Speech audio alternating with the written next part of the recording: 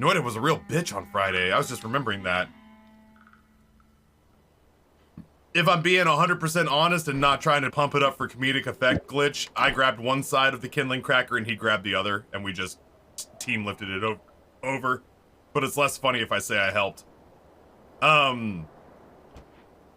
Yeah, the dips were really good. Noah was genuinely my hero because I was starting to freak out a little bit about how many people were suddenly coming over to my house. The Traeger sleep mode thing happened to me, Taffy, after looking up it's a glitch with the Wi-Fi app. Newest denizen of the cave. Long periods of time it puts it to sleep despite being on a long cook. Just keeping your grill disconnected from the app for long cook should be good to go. Thank you. Yeah. Folks were mentioning that. I'll keep that in mind for next time because I didn't expect to be doing a 20-hour cook. But with the way the temperature was and with the rain, and I didn't even know that a blanket to keep your Traeger warm while it was doing a smoke in inclement weather was a thing, but I guess that makes sense, because if you're going to be smoking meat in Wisconsin on a Traeger, you know, 8 months out of the year, you're going to want to keep that fucker warm. Oh, 90th ID, thanks. Genuinely appreciate having you here. Yours was one of the first names that came to mind where I was like, I was doing my little, reveling in the misery of my enemies dance last night, and I was like, you gotta get this shit out of your system.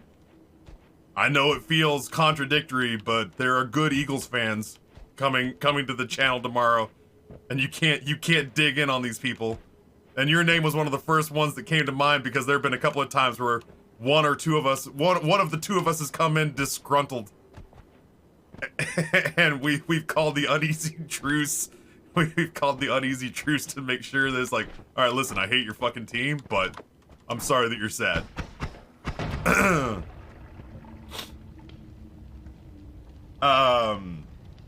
Wind is a killer. Yeah, it was real gusty. So anyway, Noah was a real trooper.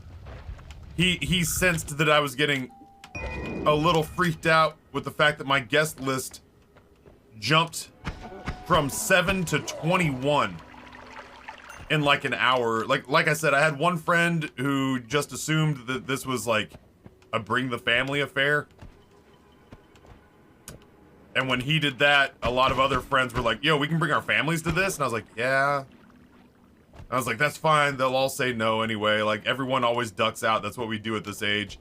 But then more than half of them said yes. If everybody had said yes, I'd have had close to 30 people at my house on a day where it was freezing and raining outside. So there was no, like... I had a lot of people over for a housewarming party on the 4th of July. But, like, the adults mostly just stayed out on the patio the whole time. This time, I had nowhere to send people except for the first floor of my house. And I was starting to freak out, and I was worried that we didn't have enough food. Because I had basically volunteered. I was saying that this year, once a month for the guys who never go out, the girls go out and go get dinner every once in a while and just catch up. They all pick a restaurant and they go and they have fucking paella or they have margaritas somewhere. And they, you know, they get food and check out some place that they've always wanted to eat at. And I was like, damn, I was like, I would love to go get like whiskey or margaritas with the guys and go get burgers somewhere or go get fucking tacos or something somewhere. But I was like, let's start off easy. I'll just invite people over to my house, cook a shitload of food. And like, some of my friends are rough up against it financially. So I was like, I'll pay for all the food. All you got to do is get here. And I was like, I know you're going to say no most of the time. But what I'm going to do is I'm going to offer once a month for all of 2023. So that if we get to the other side of 2023 and I haven't seen you, you know you had to turn me down 12 times. That's my deal. I decided as like my real New Year's resolution was that in 2023, if I didn't see my friends, my like IRL Richmond theater friends, if I didn't see them in 2023, it was going to be because they turned me down 12 times this year. Because I was going to invite them 12 times. And give them no reason not to show up. I was going to feed them. You know, I was going to have drinks if they wanted drinks. I was going to have, alcohol if they wanted alcohol. old Uncle Taffy was gonna foot the bill. Because when I was building the companies and starting the streaming channel, I disappeared on most of them for 3 years. I fucking straight up vanished on these people for 3 years. People who lived down the street from me, people who were the godparents of my kids. I fucking vanished on these people for years. And I was like, you know what? I feel like I owe them, you know? I owe them attempts at friendship.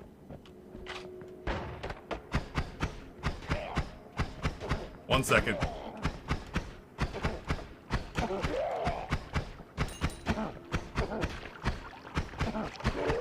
Guy was stubborn. Yeah, Rory's been upstairs playing Undertale, which means my cans were resting backwards on the rest. So anywho, I generally assumed that they would mostly shoot me down. But as soon as I said, like, yeah, sure, bring your families, I guess, it'll be fine. My guest list shot from 7 to 21, and I was losing my mind over it because I was like, damn, dude, I've only got the one brisket. I don't know if we're gonna have enough food. Because I told people, like, I got it, don't worry. But I was like, I got it, don't worry for 7, not 7 plus my 4. Not, I got it, don't worry, for 2021.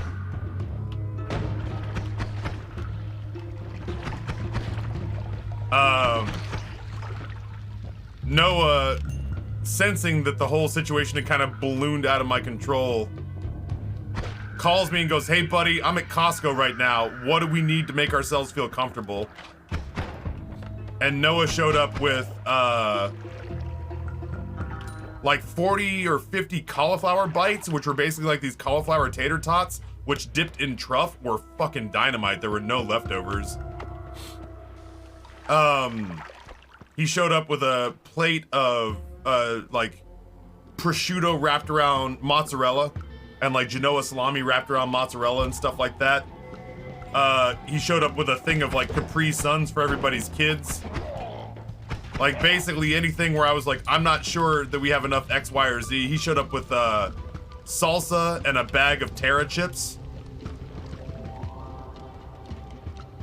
Like he basically showed up with a crate, like $85 worth of food and a bottle of wine, just in case there were wine drinkers. Like he showed up with like $85 worth of food and drink, just to make sure that we had like a little bit of everything we were gonna need for a successful Super Bowl party.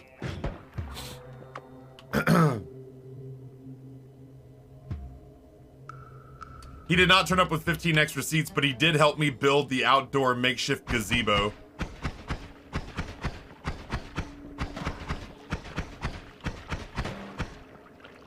He did show up with the outdoor makeshift gazebo, or help me pull together the outdoor room, the outdoor space.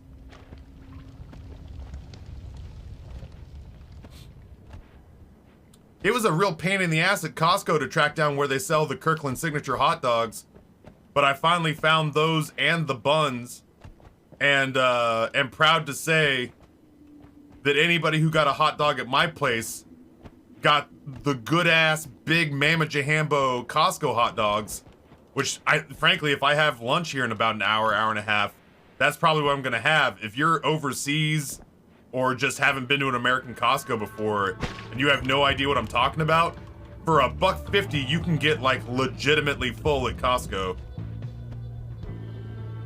That's right, and a half dozen half donuts.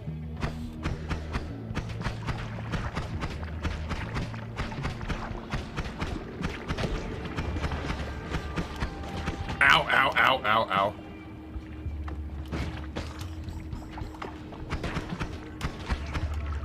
Yeah, the big Mama Jahambo Kirkland signature ones.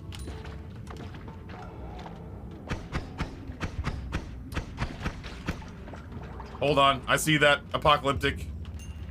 I will give it the modicum of attention it deserves.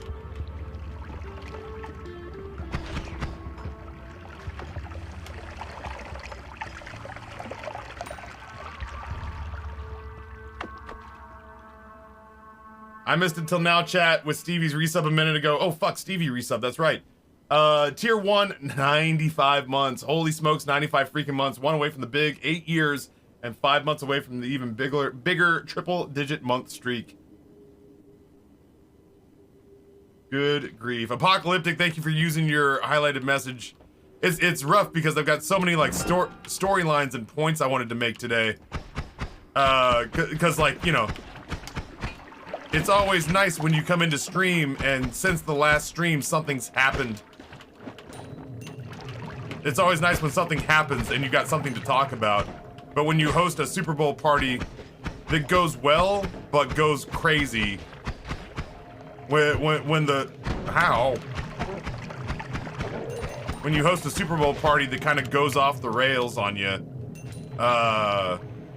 plus you have kind of an all-timer of a Super Bowl in the erstwhile, the tangents are going to be strong today. So if I miss things, know that it's not personal and I don't hate you, despite what your inner gremlins are saying.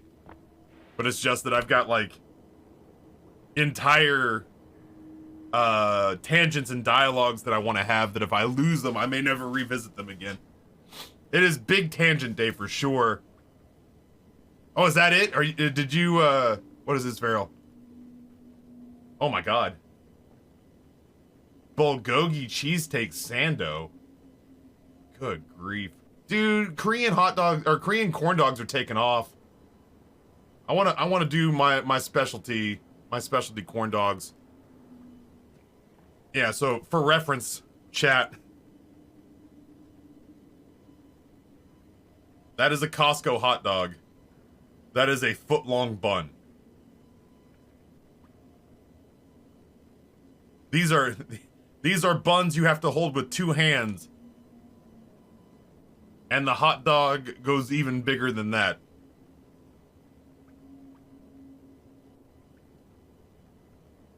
So I was intent that if people had hot dogs at my place, by God, they were gonna remember that they had hot dogs at my place. And they're good. Yeah, they are some tasty fucking hot dogs, man. I got Polish sausages too, but I didn't end up having to break those out. Oh, Noah brought 3 pounds of hamburger and buns in case we had to make emergency hamburgers. So, yeah, God, what else do we have? My friends brought cupcakes. My friends brought Caesar salad fixins, grapes and carrots for the kiddos, because we didn't have any healthy options. I was like, I have basically everything, but I do not have health food. I was like, I don't have anything even remotely not like, I have carbohydrates and fatty meat. Nashville hot. I can't look at. Listen, I got an hour till I can eat. I can't go looking at food right now. I woke up and had a little bit of hummus and pretzel chips just to take the edge off. I'm not hungover, but I did drink a little bit every day this weekend. I had a beer in my hand all day yesterday, but I constantly was just like, I was working the entire time trying to make sure that this thing went off without a hitch. So I'd say in the entire like, in the entire like 8-hour festivities, I probably had 4 beers. But I did wake up with just like the teeniest bit of a hangover. Like, I got none of the buzz, but I still woke up, like I still sweated alcohol out in my sleep last night. Oh, there we go. I was gonna say, what is this hiding? I had no buzz, but I was still sweating alcohol out in my sleep last night and woke up needing to take a borderline violent shit, so.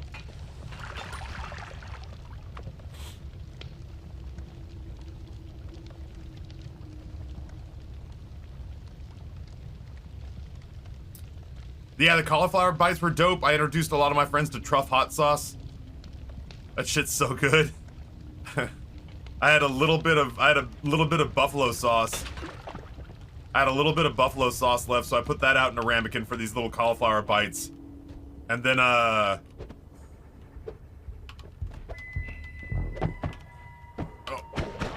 I unleashed the beast.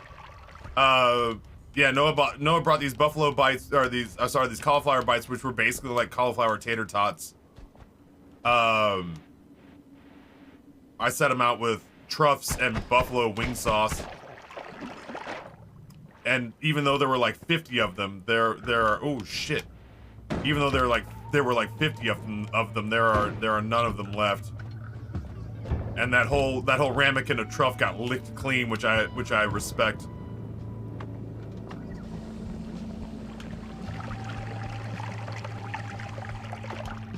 We're gonna drown this guy out if we can.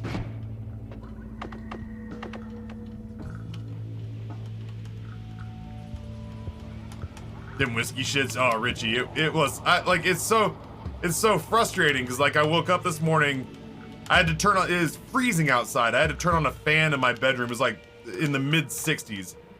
I had to turn on a fan in my bedroom. You know what we can do? We could cut the line here so that this thing doesn't accidentally electrocute us. Amber gets cold during the summer, but I had to cut a fan on last night because Rory came in and was cuddling with me while I was sweating out beer.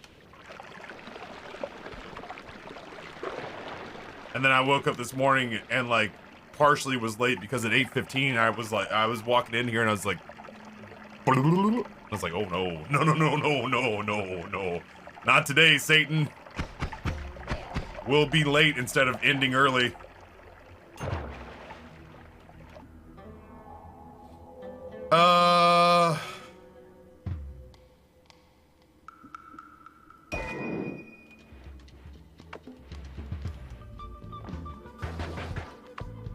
Neat.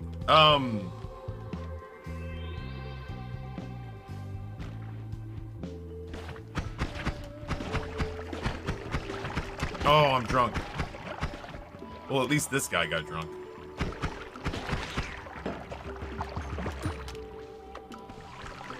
Come on. What else? I'm trying to feel like pinball was a big hit. There's a kid named Mal who was here who came up to me and said, "Excuse me." I said, "Yes, sir." And he goes, "Can I play the game where you beat up the ball?" I was like, "Excuse me?" He said, "Can I play the game where you beat up the ball?" And I was like, I put my hand over my groin and went, "Show me." And he walked me into the room and pointed at the pinball machine. And I was like, "Oh, yeah, you can, buddy." From what I can tell, the kids were mostly respectful of the machine. I don't think anything's broken or weathered too bad. I had a lot of compliments on how pretty the house was pulled together. I did. I had 2 exchanges last night where they were just like, "I don't understand why this tarp isn't filled with smoke."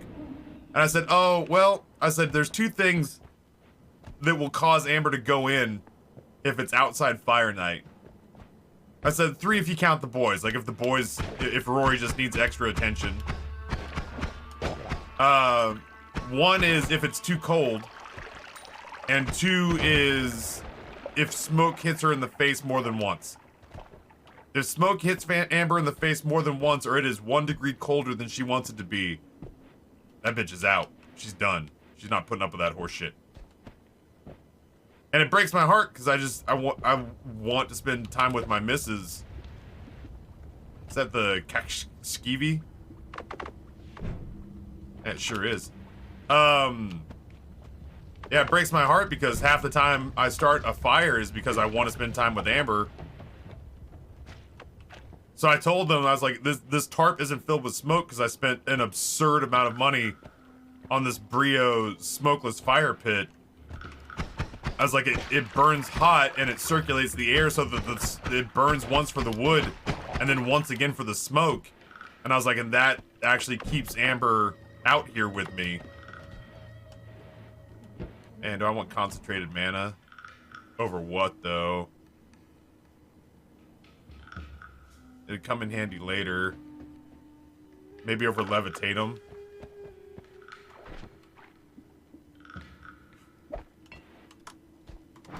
We'll leave that there for now. That'll come in handy when we're trying to break... Like, if we survive long enough to need to break into metal containers. Ooh.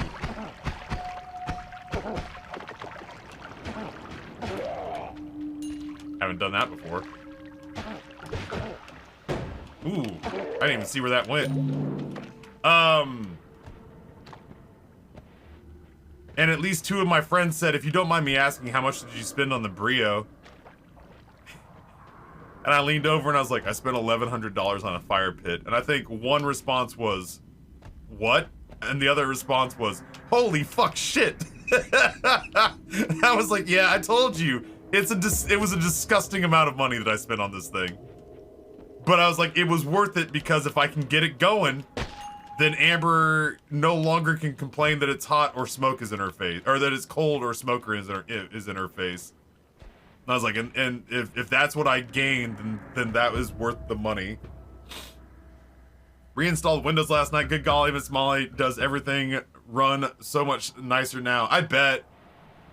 I kind of want to do a clean Windows reinstall on the gaming PC before I, sorry, on the Manputer before I turn it into the boys' gaming PC.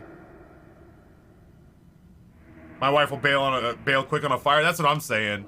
It was worth it to me if it means that, like, I like hanging out with Noah and I like hanging out with Andrew and Justin and Queeb. But man, it's blissful for me for like the 10 or 15 minutes that I can get Amber out there. And then, you know, ultimately the smoke and the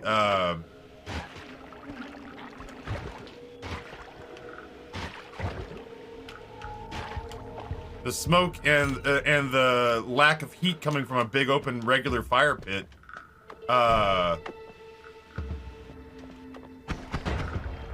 for her are deal breakers, and so I lose her so quick, and it makes me so bummed out.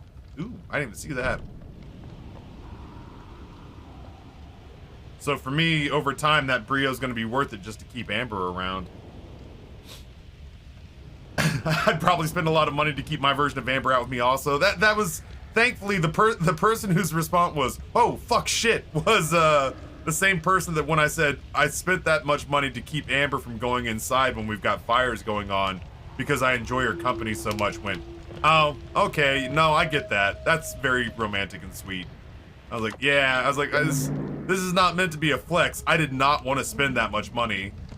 But I knew I wanted what I wanted what I wanted. Uh-oh. For example, I want this guy to not be well armed.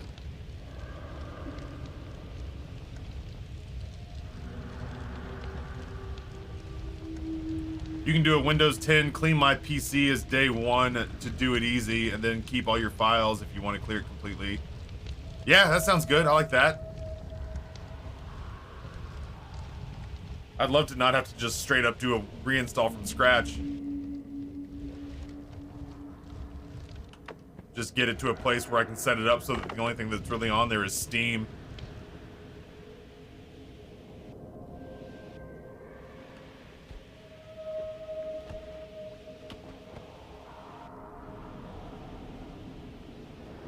I need to create a... Oh Lord, he's coming.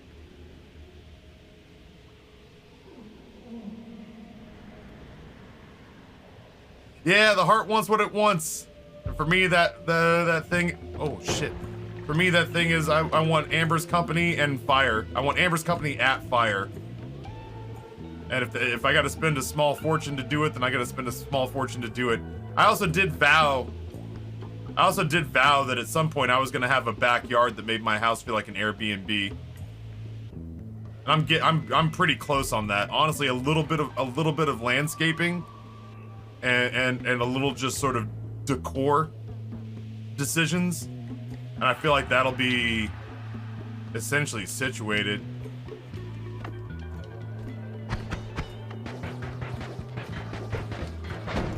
Ooh, Billy! At some point he'll run out of dynamite, right?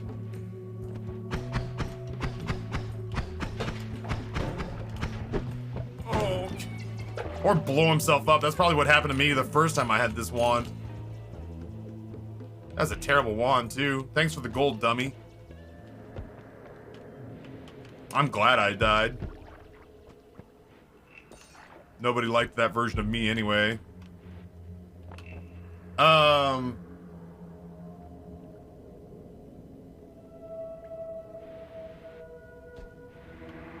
are we, like, listen, it's been it's been maybe a half decade since I had to do a reinstall. Are we at a place where I don't have to like make a boot? Are we at a place where it's like way less painful than it was before? Because in my head I was just like, man, I don't want to format a thumb drive.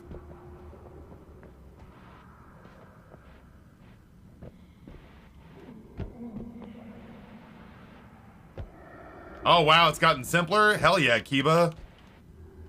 That's always been my thing before, is just kind of what a headache it was.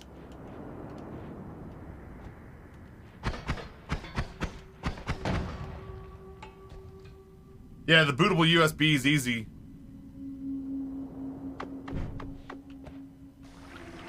I was griping about it, but like, it's all the other stuff that was kind of like, ugh.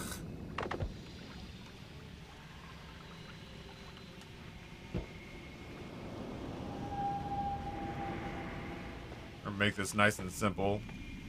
Well, I could get it on this, well, I don't know. We'll let this do its work. Sounds good, Kiba, will do. Oh, damn, does Windows creates a recovery partition now? I don't know, we can talk through it. We'll figure it out. It's certainly not something that's gonna happen today. Yo, Soviet Slide, what's going on? I've come to terms with my, like, Baldwin chest. I manicure it. It used to climb up to my Adam's apple. Like, I used to have, like, a comb over on my neck. This is the story of the newest denizen of the cave. So I've dealt with that. I was not a fan of that.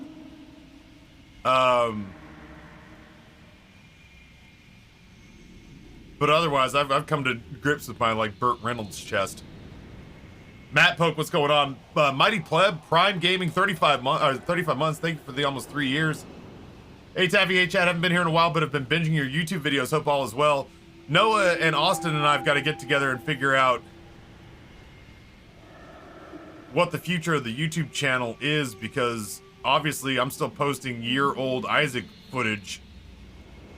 I haven't posted any Noita over there, but on a weekend where I'm not doing some crazy entertaining or something like that, or working on offline streaming stuff, I need to figure out, there it is. I need to figure out, how we're gonna start getting Noita over to the channel. I just wish that YouTube made a little more money than it does, because right now I'm paying Austin $500 a month just to port stuff over. Right now he's not having to do any editing or create any thumbnails, but I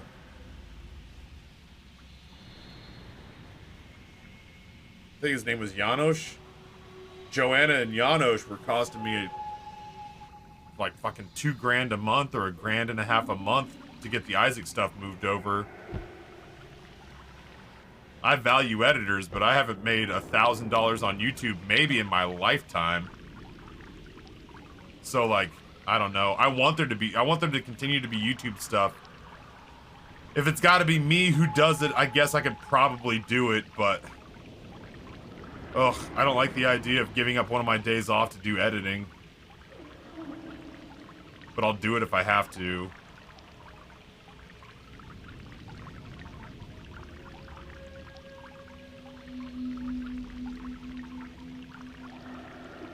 There goes Taffy dreaming about free time. Ugh.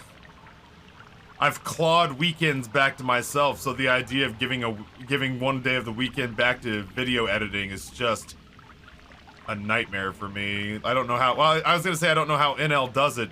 NL didn't have a kid when he started his content creation career. He and I have actually had a short conversation about that.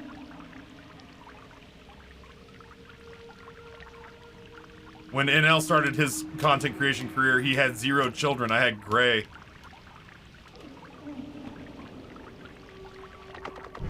Does this stuff burn? This stuff doesn't burn. You would feel like the concentrated mana would burn bright enough that it would give off light in this place.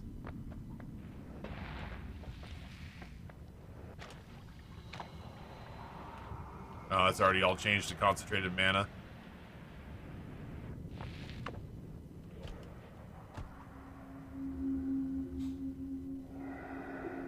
Were you talking about needing editing? I need to figure it out because obviously we've been playing Noita for like a half year now.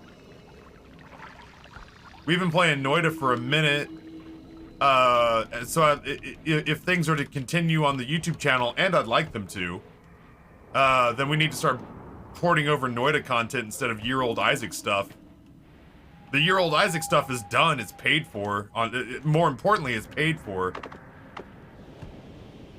That's Isaac content that's gonna, in the end, have cost me thousands and thousands and thousands of, like, honestly, like, the Isaac content that's gone up on the replacement channel and reposted on the main, at this rate, has cost me about 20 grand. Oh. Maybe not quite 20, but like $17,000. Oh, God.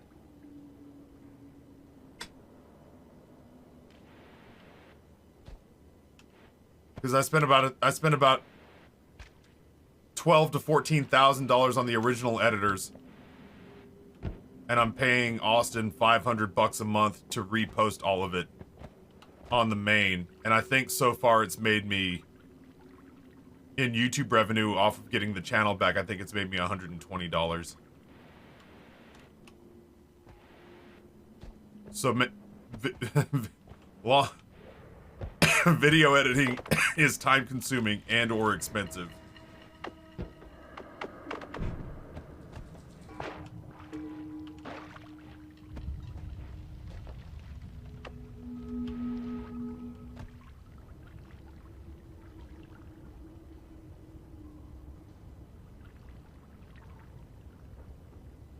Yeah, Fremery, Fox News is still just pissed off that Philadelphia basically cost them the 2020 election.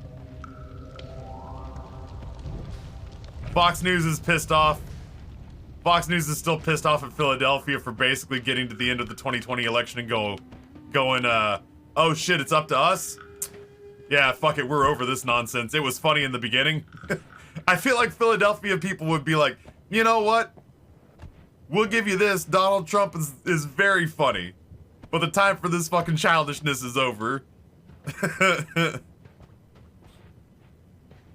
We had some laughs in the beginning. We all had a good time when he threatened to nuke a hurricane. But this childishness is fucking done. Philly put their fucking foot down and said, no more of this. No, no, no. We're done. We're not gonna entertain this horse shit anymore. That's right. Wasn't Tucker Carlson was pissed off that that they had eliminated the fuckable M&M?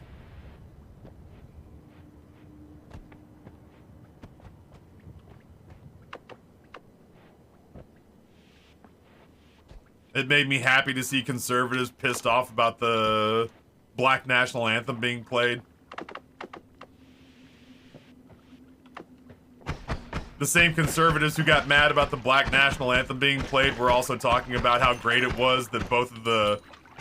We're talking about how great it was that both of the quarterbacks are proud Christians.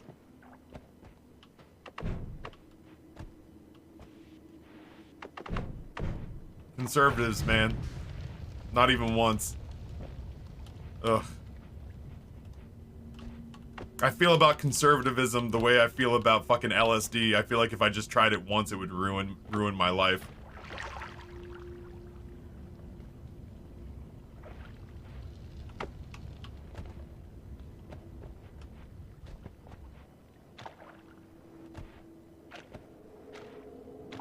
They were mad at the reason, not the change. It's still funnier to think of Tucker Carlson getting mad that he can't get his dick hard to these new M&Ms. I prefer to think of it as Tucker Carlson with a limp dick in hand, desperately searching YouTube for old footage of the green M&M.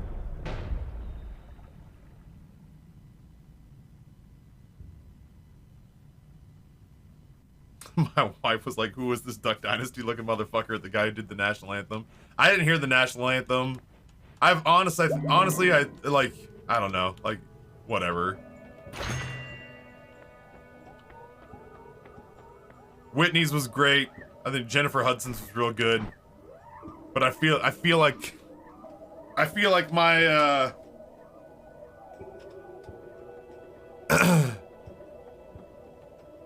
I feel like over the last several years, my my attachment to the anthem at games, at sporting events, like I look at it and go, man, this feels real North Korea-y. You know what I mean? Like, there's a part of me that's looking at it going, oh yeah, this was a recruitment tool during one of the world wars. Yeah, it feels like that. Maybe we could go back to sporting events just being fucking sporting events. Again. Maybe we don't need to jerk ourselves off before every game. We can just fucking play the game.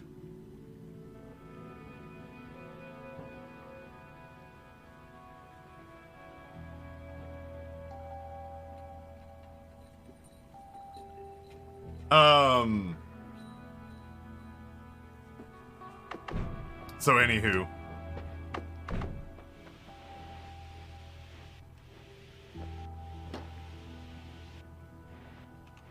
I saw people that were saying like, folks who were saying like, I can't believe they played the Black National Anthem at the Super Bowl. It was like, hey, didn't you guys swear off this sport back when Kaepernick was kneeling?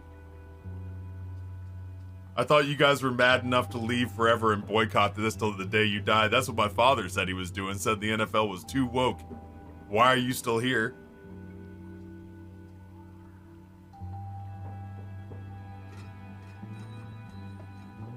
Yeah, that's what I'm saying. Legolas is like, it just feels the slightest bit jingoist to me. I feel like the sooner we can sort of break away from this mentality of like we're number one, being tamped down our throats like we're a fucking pirate cannon. Every single corner we fucking turn, that we can maybe start having more honest conversations about the actual benefits and shortcomings that we could be addressing. It's got to stop being so fucking binary. It's got to stop being so you're either for us or against us. But I mean, I grew up in Texas. I grew up in that area where it was like love it or leave it bumper stickers and shit like that.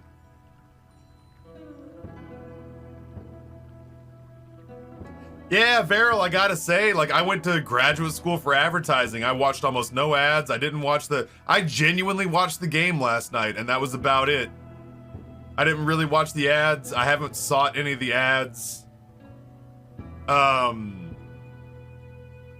didn't watch the anthem. I didn't watch any of the sort of like hyper pro-America propaganda. I didn't watch the Jesus ads. I didn't watch the fucking cryptocurrency ads if they had any this year. I doubt it.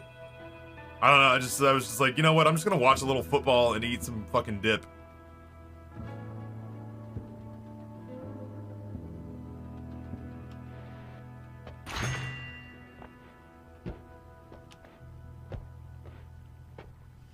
I'll take enemy radar. Yeah, Archer, I don't know that I have any fast and easy answers. Certainly not in bite-sized Twitch form. You know what I mean? Like, I do know that I went to Amsterdam and I saw what a functioning government and people look like, and I was super jealous when I was over there for TwitchCon. When I was in the Netherlands, man, like, the city was clean. There were no homeless people. Like, people kind of shit on the couple of panhandlers we saw while we were there. So, like, overwhelmingly speaking, the Dutch are absurdly nice. I'm trying to decide if I want to go bouncy shot here. Overwhelmingly speaking, the Dutch are absurdly nice. Actually, I don't think I do. I think I want to do this. But I saw, when I was there, a couple of panhandlers, mostly young men and women who look a little rough, but didn't look like they were living rough. This is the story of the newest denizen of the They certainly didn't look like the homeless Americans that I'm accustomed to, or who look fucking rough. I think for now I'm gonna put the torch on this one. No. If we're gonna loop, we'll put the torch on in the next one. I don't want this wand or this spell. I just picked it up because I had an empty slot. So we like Noah and I asked this lady, like, hey, we couldn't help but notice, like, you guys really shit on panhandlers here. Like we had to work through some translation barriers, but like we were just like, what's the deal? Like, why y'all are so nice? Why is it when people ask for money, everybody seems to get like legitimately pissed? And this lady's response was like, you're not wrong when you assume that we get taxed very heavily over here, but we're happy with what we get in exchange for those taxes. Plus, one of the things we pay for is systems in place to help those people out, like to literally put those people in employment programs and to house them. So if they're out here asking for money, our resentment stems from the fact that they have very easy and accessible safeguards in place that they could use to get back on their feet, and they choose not to. And I was like, God damn. Yeah, I guess that feels like a halfway decent reason to be pissed. Is the U.S. truly that bad? No, there's still it's still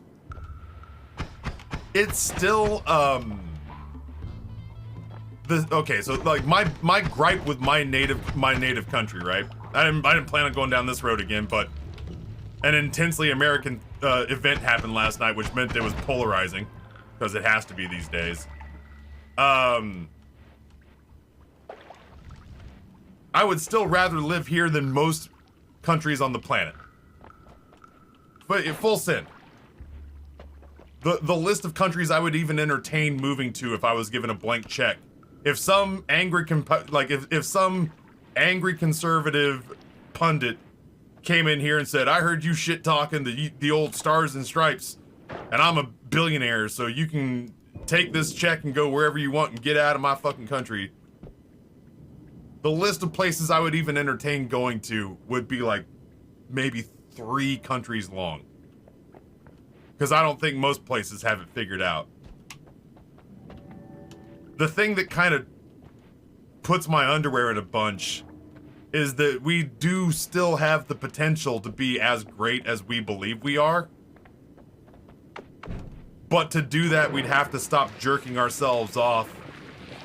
And I also think, frankly, that we need to adhere to some of the tenets that we already have in writing, like the separation of church and state. Like, I'm not a Christian, so I don't like necessarily having Christian ideology fucking ramrodded down my throat with policy and politics. Like one nation under God being in the Pledge of Allegiance, which is already sort of a very weird thing to have to do. Like little things like that. And then on top of it, like, we get taxed almost as much as our European compatriots, but we just accept that we get way less for it. Yeah, like, Super Bowl ads about Jesus. Like, I didn't necessarily disagree with any of the tenets. You know what I mean? Like, if they've got the money, fuck it. If they want to buy the airtime, they did nothing wrong. But it's just kind of like, it feels like for oh, Jesus. Look who comes running back to Jesus when it comes to purple bomb time in Noita. I guess that's true what they say. There's no atheists in Noita.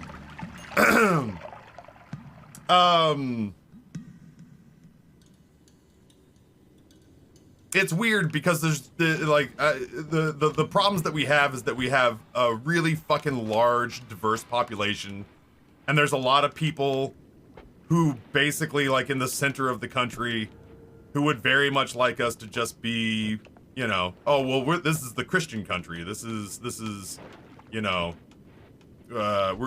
gonna kind of, I know people who are financial conservatives, and those conversations I can have with folks because they're just based on, like, numbers and policy. But a lot of the, like, we're going to govern morality through policy based on a rule book that not everybody adheres to is rough for me. And again, sort of this, like, if a lot of the sort of jingoistic forced patriotism that I feel like in this country is to help It's like, oh man, if you're not like wildly pro-American about everything that happens here, then you must hate this place. And I'm like, man, healthcare is fucking broken here. And they're like, you're a communist and you should leave. What are you, Antifa? And I'm like, no, man, I just I lost $150,000 when Amber got cancer. So, you know, I paid $63,000 in taxes last year. My roads have potholes. Half the schools in Richmond are shitholes and have like black mold. And when Amber got sick, it still cost me $150,000 more. I was like, these are the things I have problems with. and yeah, I like the fact that we've become so polarized that people can see the term anti-fascist and go, well, these are the bad guys. And I'm like, wait, what? Hold up a minute. Being against fascism is bad?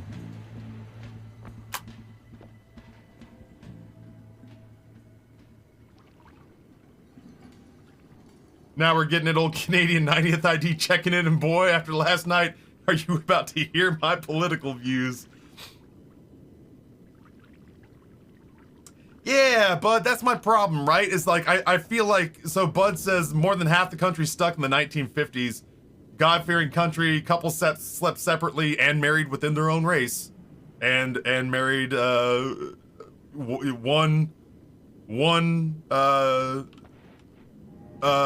fucking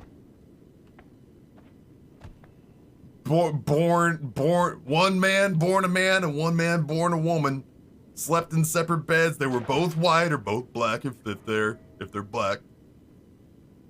You know, there was a cast of people who built our shit and did it silently and toiled for us, and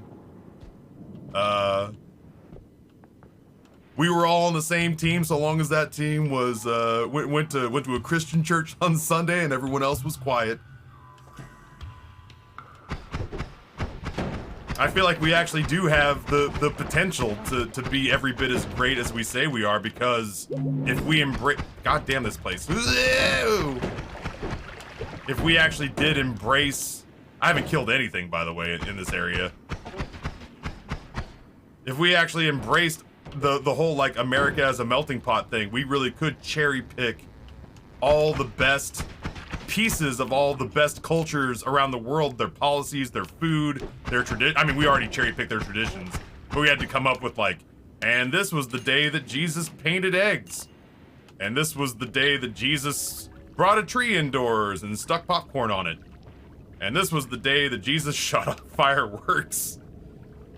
But you know what I mean? Like, if we really embrace that whole, like, America is a melting pot and we're the best parts of all these other countries, like, we're the discarded riffraff who bonded together and became the underdog story, who, you know, who became the shining beacon for the world. We could do that. We have people from all different cultures and walks of life and backgrounds and parts of the world. We could meld all that together and just have the best, like, we could take, like, all that stuff that we say where we're just like, damn, I really like this country except blank, or man, I like how this country does this, but I hate how they're oppressive to this group or whatever.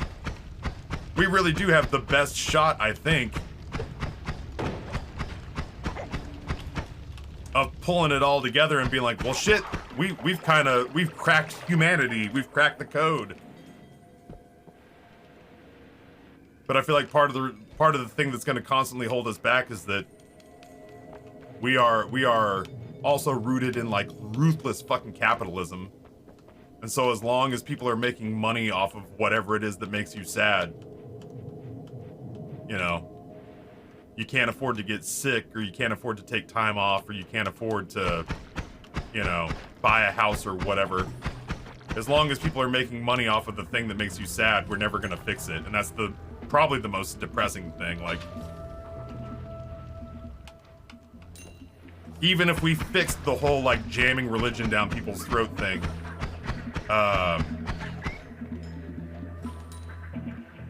fucking in-stage capitalism, man, is maybe a beast too large to overcome. Oh, Daddy Goat, like, I don't, I'm so old, I just recently realized that based as fuck is a good thing. I'm just old enough too at this point to have kind of like to have been around the world, been around the country. I've seen all but 2 states. Because I'm here and my job is talking about my thoughts for 7 hours a day, I'm sharing. But otherwise, I'm not gonna hunt you down and tamp my fucking ideas down your throat. But I've definitely seen the things that I like. I've seen the things that I like, and I've seen the things that I don't like. And just with the sheer amount of time would something on this fucking floor die? I feel like this happens every Noita run these days, where like, I feel like this is happening every Noita run, where like our escape velocity. It's hard to hold a conversation when Noita's being this finicky.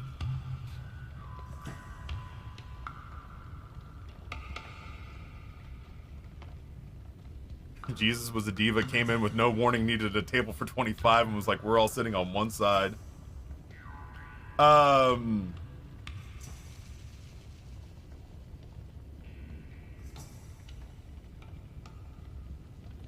It reminds me of Tucker Carlson saying, how does having to figure each other out when we're different make us stronger? We should just all be the same a few years ago, referring to the growing Spanish-speaking population in the formerly overwhelmingly white town.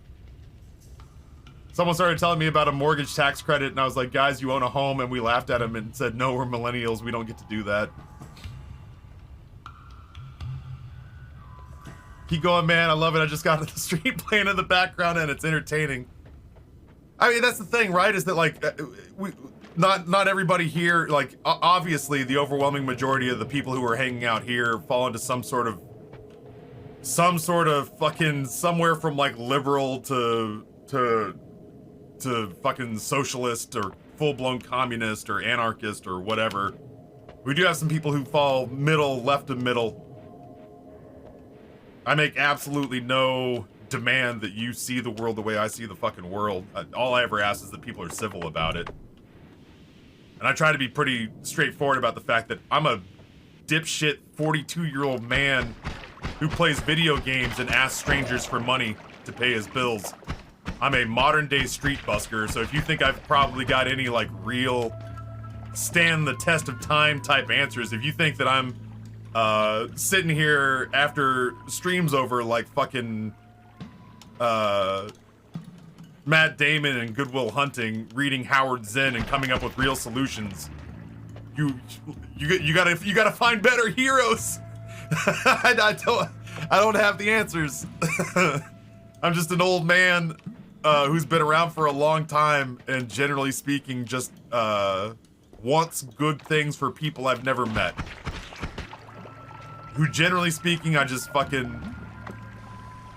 was raised in a Christian church. I think the tenets are good. I think the execution by those who teach them are pretty fucking terrible sometimes. I like the whole idea of like, love your neighbor.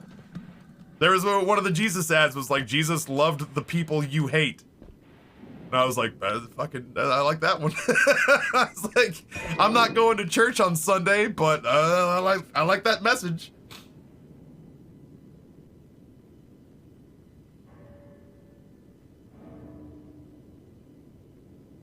Yeah, and I mean that's kind of my thing too, is like, I don't really feel like any country really has it figured out, because every country that I'm about ready to raise up on a pedestal and go, this country's got it figured out, I'll turn on the news a couple days later and it'll be like, this country's in flames as protests erupt because so-and-so blank blah blah blah forced so-and-so to blank, you know, Macron raised the retirement age, or like, oh, did you hear there's bad there's protests breaking out right now for racial profiling for this group that I had to look up how to pronounce it, that then, you know, that in this country is fucking treated as a third-class citizen. I'm like, god damn, I didn't even know that group existed. But they apparently hate them over in Blankistan. Yeah, man, I don't know. I've met so many different people who are not even remotely like me, who are nice people. And I want, like, this is the country where you're supposed to have, like, the American dream, and I'm like, man, I really feel like we could figure that out, but it's like, we're not gonna. We don't figure it out, and it bums me out because there's a lot of like, there's a lot of weird, it feels like there's a lot of weird, people want to have the American dream, but not if everyone else has it, and that bums me out. You know what I mean? Like, there are people who I feel like in this country, like there's the fucking like financial elites, right? Like the actual villains. I was watching Rihanna's halftime show last night, and I was like, man, Rihanna's a billionaire, which means she has to be evil. You know what I mean? Like, I feel like that's one of those things that I look at where I'm just like, billionaires can't exist, man. But I get bummed out because people, you know, people say that they're chasing the American dream, but I'm seeing over the years that there are a lot of people who don't want the American dream if everyone has it. Like, it somehow devalues it. It's like, oh, well, if they've got a house and a car, and healthcare, and the ability to upwardly, mobily advance themselves if they just put in the time and the effort, like that it somehow, it was like when Twitch made affiliates a thing and gave affiliates a lot of the same advantages the partners had. And I feel like the partners who were making good content on Twitch were like, hey, fucking good for affiliates. And the partners who were skating by, resting on their laurels of like, I made partner 4 years ago and that's the most interesting thing I've ever done with my channel, were suddenly jumping up Twitch's ass being just like, well, if you make them affiliates and give them all these advantages, why do I even bother being partnered here? I don't know much about Finland. I do want to get up to Scandinavia. I want to see Denmark, Finland. All of Northern Europe is a mystery to me, but I'd love to visit Norway. I feel like I would really enjoy Norway. I don't really base that on anything. I just feel like based on how nice the Nords have been, the Scandinavians seem kind of nice. I don't know.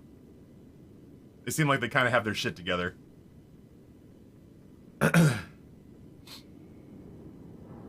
Seth, what's going on? Yeah, it's kind of like, it feels like, I have a daydream. I don't know, I've never told you this before, chat. I have a daydream. Yeah, the Vikings did some shit. No, listen, no, there's no group on the planet that I know of that is without some sort of sin living in their history. No group of survivors got there by not squashing some other group somewhere. I have a daydream. You guys know Dr. Manhattan from fucking Watchmen?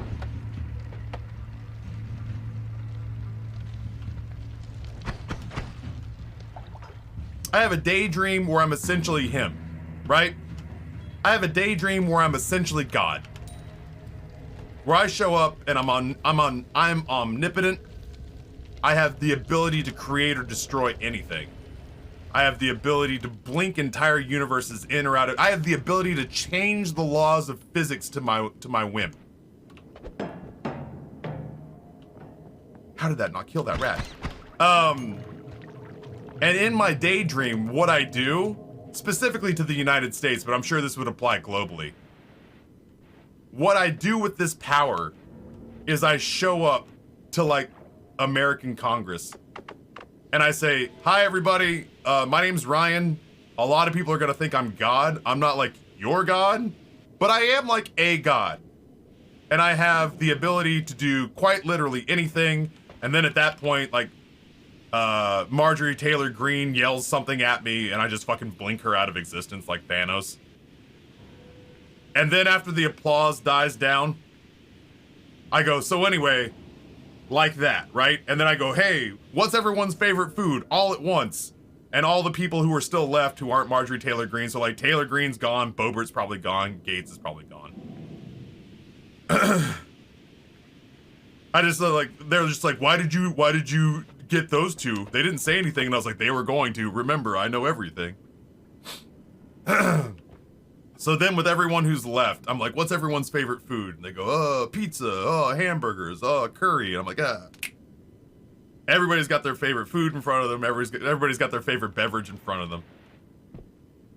Fucking Mitch McConnell's got like an orphan child. He just drains the life force out of it. I'm listening. You have my attention, sir. And so I do all of that, right? And I go, okay, what are your problems? And people just start lobbing problems up to me. And what I imagine happens in this fantasy is that I just instantly fix them, and some people get so pissed. You know what I mean? Where it's just like, oh, Antifa. Antifa's ruining these cities. Oh, they, you know, these liberal strongholds are hellholes. And so they're trying to push out into our Midwestern homes. Yada, yada, yada. I'm like, oh, so they've got real problems in liberal cities? Yeah, they do. And I go, okay, cool. Every major metropolitan area is now clean. And the effects of drugs are now every bit as potent, but all the negative side effects have been taken away. So, you know, there's ample food. Minimum wage has been solved. Everybody has a home that wants one. Everyone has a job who wants one. Everyone can afford to live if they really don't want to work that much. There's no more poverty. There's no more hunger. And I feel like in the fantasy that I have, the first thing that happens is they get on TV and go, well, now all these people have things they didn't work for. They didn't even earn it. What is this gonna do to the mentality of all the people who were just given what they were asking for? Like, your planet is now the greatest planet. Your planet is now the greatest planet in all the universe. You have inexhaustible resources, and nobody suffers. Healthcare? Oh yeah, no. Disease is gone. But I was a pharmaceutical billionaire. Oh, well, I mean, we don't do disease anymore. That's done. But it gave people a reason to fear me, and it's how I afforded my private jet. Oh, everybody can have private jets if they want them now. There you go, private jets. Private jets for all. Plus, they fly themselves and will never hit each other. And they fly on infinite renewable energy. Hey man, those are bits. And I guarantee that at least one media outlet, I won't sit here and name which one, but it, you know, we'll call it Wolf News. We'll just make one up, right? We'll say Coyote News. But in this universe where I'm Dr. Manhattan and I just literally snap my fingers and solve all of humanity's problems, I guarantee you that Wolf News gets up the next day and says, well, now we've got a real problem because all these people have things and they didn't earn them. What are these juvenile personalities going to do now that they have all this wealth that probably should have been yours? It would be a thinly veiled attempt to bitch about how there's no longer a caste system. And Oppenheimer, who am I going to be better than now? That's my dream. That's the fantasy. That's the straight up fantasy that I have. I have a fantasy about basically being a lowercase g god, like Kurt Russell or in Guardians of the Galaxy 2, or Dr. Manhattan in The Watchmen, and using my power to solve all of Earth's problems, and then sitting back to see which of humanity would still bitch. Mostly about what other people now had that they didn't have before. Noah drops 100 bits and says, hey Taffy, fantasy is nice and awesome, but if you solve all the problems in the world, then I've got nothing to do but twiddle my thumbs and go on vacation and spend time with my wife.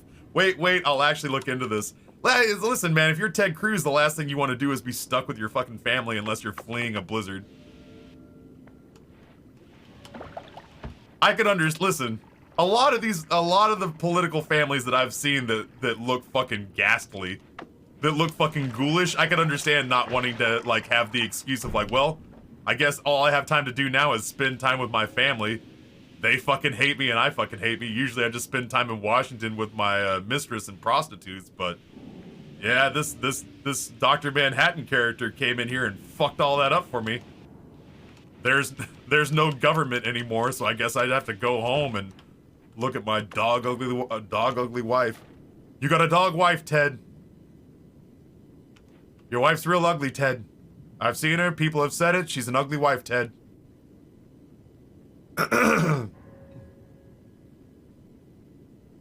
Why you gotta go and make this realistic nightmare? It's so crazy to me, Pixel Pete, because in my head, you know, my son, Rory, is a huge empath. This is the same kid who drank hot chocolate and then went and stood outside in the fall because he hated the idea of mosquitoes freezing to death during the winter.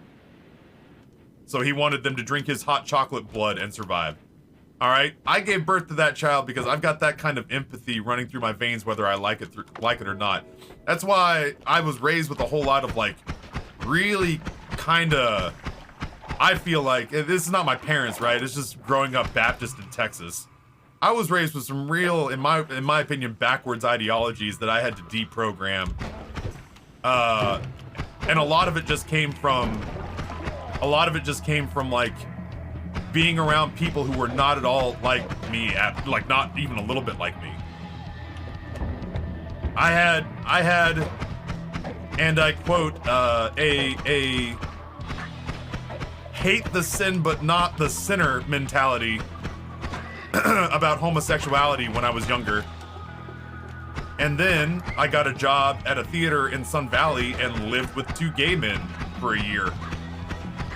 And they were a happier married couple than my parents were. And I was like, wait a tick. Like, there was a part of me that was like, something's rotten in the state of Denmark. These are not miserable sinners who are yearning to be separated from their quote unquote disease. This is the happiest goddamn married couple I've ever seen in my life. I feel like I've been taught incorrectly. What else have I been wrong about?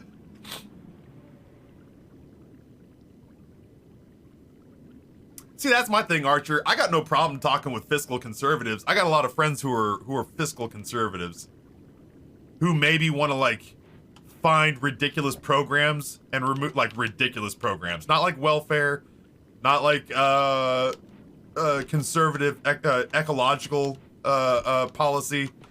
But like, you ever watch the movie Dave? You ever watch the movie Dave with Kevin Kline? Where a normal dude just becomes the president of the United States because he looks like the existing president of the United States. And so they stick him in as a placeholder. And then one day him and Charles Grodin's his accountant buddy, they come over and they eat bratwurst and potato chips and they balance the national budget. And all the hand-wringing that normally happens, they go, okay, well, we've got a program here where it's a consumer confidence program where we're paying millions of dollars a year to make sure that people who bought their cars in America are still happy with their purchase years later. I'm sure there's stuff like that that can be found, that could be cut. And in like a fiscally conservative mindset where it's not this like sort of like apeshit crazy Al-Qaeda version of like this, it's either a Christian America or we're gonna burn it down type mentality. Like, if you want to just talk like, yeah, fiscal responsibility, I'm down for fiscal responsibility. I'm probably a little more loosey-goosey when it comes to social networks or social safety nets. But that's the kind of thing that like grown-up people can talk about because it's mostly about numbers. You know what I mean? Like, it's mostly about numbers and not fucking morality. And I can get behind that. I can get behind being told like, oh, that's a great idea, but the money's not there. I was like, oh, okay, well, let's look and see where we might be able to pull the money from. And shuffle it around. So anyway, what the fuck was I talking about?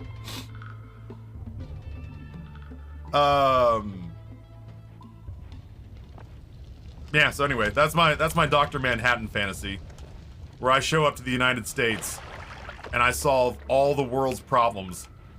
And the first thing I hear is not thank you, but some pundit who gets up and says, well, now a whole bunch of people who didn't earn it have a whole bunch of things they shouldn't have in the first place. How are people going to learn to overcome adversity? if they've just got this big dude, this big blue dude with his dong hanging out and a target on his face, snapping all of their problems out of existence. I remember back in my day, you used to bootstrap and overcome adversity, and now I'm angry at God for answering all of our prayers.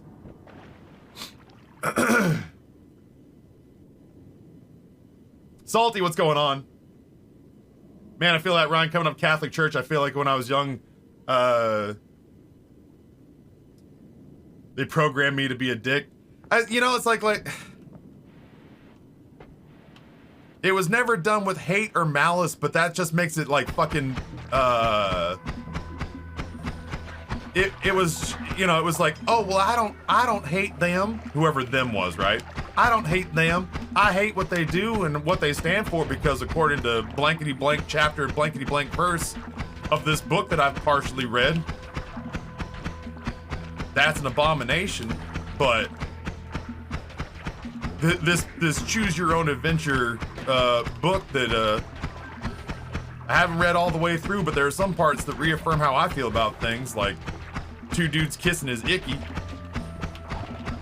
According to this thing, you know, I don't hate them, but bless their hearts. It's the religious, like, it was the original, sorry, it was the religion equivalent to bless their hearts. I've had one person in my life use bless your heart on me, and I was furious because I know what that means. You know what I mean? That's code. That's a goddamn American Southern dog whistle. Where I had one lady, long story short, I had food poisoning while I was meeting my ex-girlfriend's parents in a different state. They wanted me to stay outdoors in the freezing cold in a tent with food poisoning. I was shitting myself inside out because of a bad McChicken. A gas station truck stop McChicken. You're gonna be shocked to find out gave me food poisoning. And they wanted me to sleep in the snow in a tent while I was shitting myself inside out. My girlfriend said no. We're gonna go over to she said we're going over to my friend's house. Her mom still lives there and she has an extra bed and we're gonna stay there so Ryan has a toilet.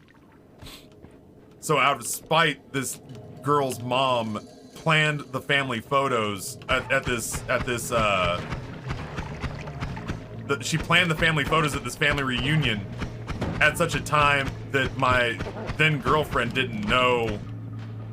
Like, she's like, okay, everybody, we're gonna do the family photos at Wednesday at 2. And because this girl was not at the house, she had no idea the family reunion photo was happening. So we got there and everyone was talking about, oh, this is actually Squirrel Girl. There were nice times with her. It ended bad. But they were like, oh, let's say Samantha. Like, oh, Samantha, we missed you at the family photos today. And she was like, what are you talking about? It's like the family photos, we took the big, like, we're all here for a reunion. And we all did our family photos today. And we were wondering why you weren't there. And she goes, I didn't know about it. And so Samantha's mom comes around the corner and goes, oh, right. We did the family photos today? You didn't know that because you were off at so-and-so's house so Ryan could have a toilet and not staying here with the family like I asked you to. If you had been here, you would have known that the family photos were happening. And I couldn't, like, I'm absurdly polite, especially to, like, girlfriends' moms back in the day, but I was like, I'm very polite. But I was like, that's kind of messed up. It was strong Karen energy. I was like, that's kind of messed up. And she's like, oh, Ryan, bless your heart. I'd be upset with you, but I know you don't know any better. And at that point, I was just like, hey, I'm gonna go investigate what's on the other side of this state so I don't punch this lady in her fucking neck. Oh, Pixel Pete, you want to know the craziest shit? Samantha and I did continue to stay at this house, and we were kind of like, all right, well, I guess we're just on vacation in this state now. Because fuck them. And I was like, I was like, sweetheart, listen, I'm not trying to sit here and go like, you gotta pick me or your family. Our love knows no boundaries. It's forbidden. Let's hit the open road and never look back. Like, I wasn't ever like that. And I was like, hey, listen, I'm not saying like, let's you and me go get eloped just to piss them off or anything like that. But like, kind of fuck them. Do you just want to sightsee while we're here for the rest of the trip? And she's like, yeah, kinda. She's like, yeah, I've got big kind of, she's like, I got big fuck my family energy right now. And I was like, yeah, me too. That was some mean shit. And so we just kind of sight saw and met up with her friend and like met up with her old like high school friends. And then we got back and everyone was like, people were leaving early and like people were crying at her family's Christmas get together. And we were like, what happened? And it was like, oh, her stepdad got mad, started yelling at people. Her mom tried to step in and intervene. And apparently, like, he didn't like being grabbed while he was drunk on Miller Lite. And so he did one of these. I don't mean to say it with a half smirk on her face. She was fine. I'm sure it was very scary, but it was just kind of like, oh, really? You're saying there's trouble in paradise, huh? He did one of these and threw her through a Christmas tree. Like, he came up all like, you can't hold me down, I'm the Hulk! And apparently her mom basically went through the Christmas tree. And at that point, everybody was just like, yo, so we've had a really good time, but we're gonna go ahead. I know we're supposed to be here for 3 more days, but we're gonna go ahead and beat the traffic if that's cool. Hey, thanks for the ham. I'm gonna go ahead and keep my Secret Santa gift if that's cool. I liked it and I thought someone else would like it, but now I don't think I'm gonna make it 3 more days because people are getting thrown through Christmas trees. So we were just gonna hit the old dusty trail. Honestly, boss, like there was a part of me that was like, oh wow.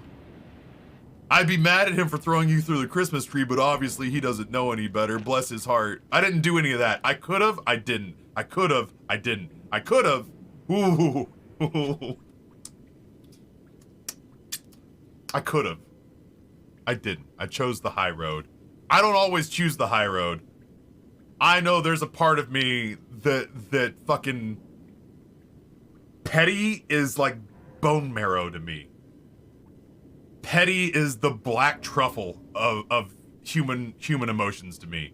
The problem is I feel like if you eat too much bone marrow, you get gout. And I feel like if you indulge in too much petty, you get like the chronic personality illness that's comparable to gout. You just become that guy that people tiptoe around because they're just like, oh, well, don't piss Taffy off. Why, is he powerful? No. Oh, is he like physically intimidating? No, he's just real fucking petty, you know? Like he'll hold that shit over you for 1,000,000 years, you know? And it's just fucking not worth dealing with.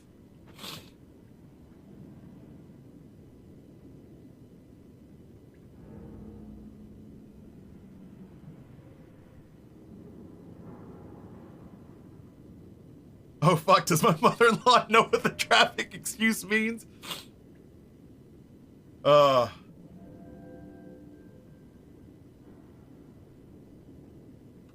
Maybe Oppenheimer, I don't know. Like, there's a part of me that, like, ultimately, right? And I've struggled with this. Listen, 2016 made it feel very weird. Because I was just like, oh shit, is this just what politics is now? Do we just fucking name call? I was like, we're not gonna argue policies anymore, are we? We're just gonna fucking name call people. Listen, that suits me to a T. I'd be very good at that, you know? I'm embarrassed to say that probably is better for me. Taffy, how would you fix XYZ being wrong with, you know, with the world? Well, I know one thing, I'd get rid of that one ugly motherfucker. Like, oh, that's a strong solution. That guy is dog ugly. Yeah, that guy is just miserable to look at. Good call, Taffy, good call. I used to daydream, like I used to I'd watch Trump go off in debates, and I was like, dude, some Democrat needs to make me their fucking speechwriter. We're not gonna talk one lick of policy, but we're gonna have just a Rolodex of bottled one-liners that we're gonna be able to roll out. We're gonna win. It's like me and Eminem would just be writing the speeches where it'd just be rap battle shit. That's it. Like there was a part of me that's like, oh, are we just is reasoned discourse now being replaced with rap battle lyrics? And if that was the case, that's great for me. I'm good at that.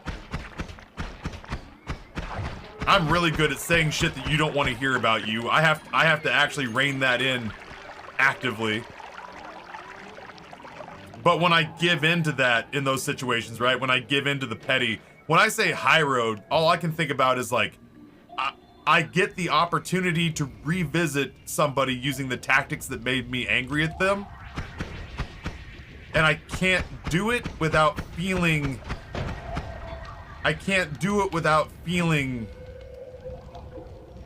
like I've joined them on a moral level. And that...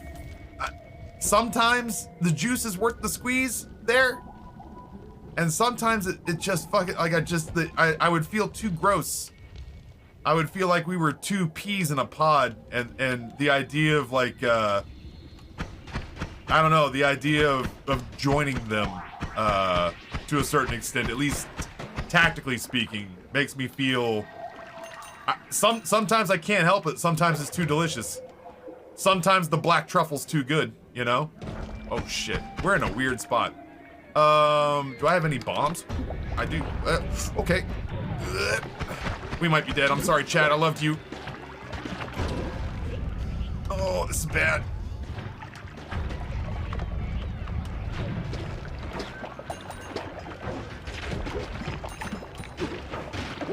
I told you I'd shoot. You didn't believe me.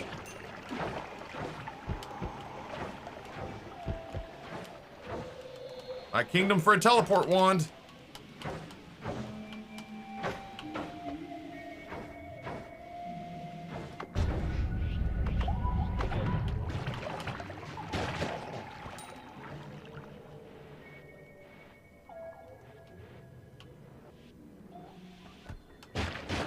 What if, now hear me out, we fucking leave.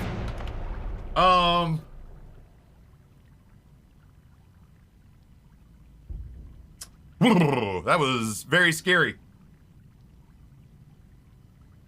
Yeah, I try to treat like dunking somebody, it's like, okay, like every time you've seen a Karen on the news where it's just like, why are you here? And it's like, ma'am, I live here. No, you don't. I know everybody who lives here.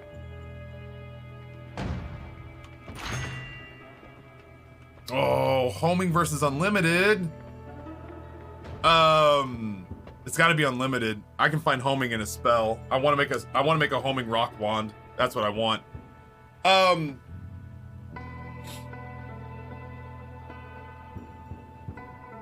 Any Karen who's bad enough that you would put her on the news, I would have no problem revisiting that on. But yeah, it is petty is like junk food, where I have to be careful how much I indulge in it, lest I give myself moral diabetes or moral gout.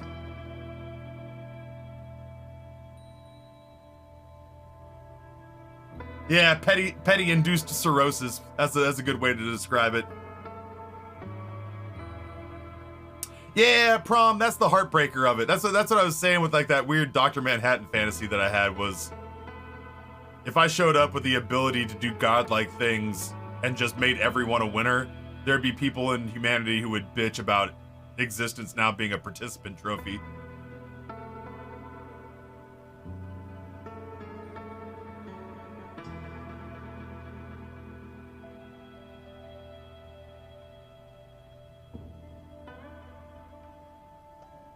Yeah, homing can be problematic. I'd rather have limitless stuff. The distinction is if they're acting on good or bad faith. Good faith, but just flat out wrong. Get grace. Bad faith, all bets are off. We'll see how I feel that day. Yeah, no, I'll give you that. That feels fair to me. Yeah, it feels fair. If they were operating in bad faith, the ability to turn their words back on them and fucking dunk them feels really good. But in that's like, for example, the situation we were talking about, right?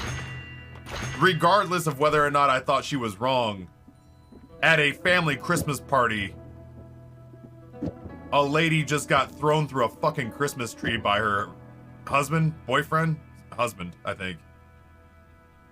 That felt like a bad time. You know, that felt like a piss poor time to march out of Nelson Muntz. Ha ha! You know? Even though she was shitty to me the day prior, like, there were little kids at this thing. So that felt like a bad time to be, like, rubbing her face in the doo-doo on the carpet.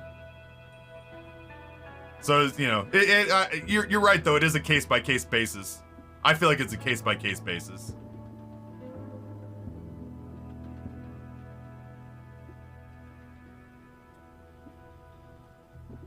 I don't ever see myself using that. I was going to use it as a digging wand, but I mean, for crying out loud, we have a jillion black holes. Reg, what's going on, dude? Funny wand suggestions? Yeah, sure, I'll always listen to funny wand suggestions. Dude, it is almost Monster Costco hot dog time. It could be Monster Costco hot dog. It should be Monster Costco hot dog time right now. We're in a holy mountain. It's 11:17. It feels numb o'clock. I think black holes is one of those things that doesn't, yeah, I think black holes is one of those things that doesn't go infinite. It's one of those things that still stays limited. But that's okay, because we're gonna figure out a rock wand at some point. Yeah, misdirected, that's exactly, like, it's one thing to have somebody be genuinely low and kick them while they're down. It's another thing to have somebody think they're still riding their fucking high horse and knock the pedestal out from underneath them. But this was a person who was very clearly already low. So at that point, like, karma did the work. It was well enough for me to just walk away.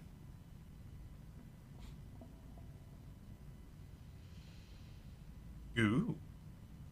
The one with the high mana recharge, ain't that one. That one's okay. It has to be that one, I guess. But this one's shuffle, though. Yeah, infinite spells does not affect black holes. This one... Oh, that's the one with the high mana recharge. Magic Arrow Rock. Yeah, I'm in. Dude, why is my mouse is fucking weird today. Just getting back from the gym, finally well enough to go. It might not be today, because, like, I've got a hangover. It's not a for real hangover. But I have, like, a skadoodle of a hangover.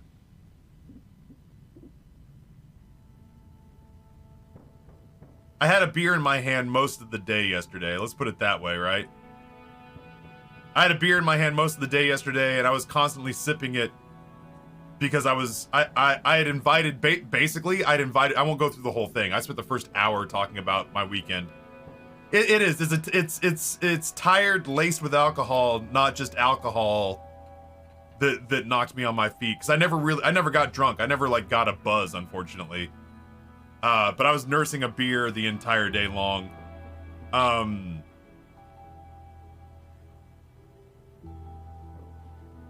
I invited 7 guys thinking half of them would come watch the Super Bowl at my place.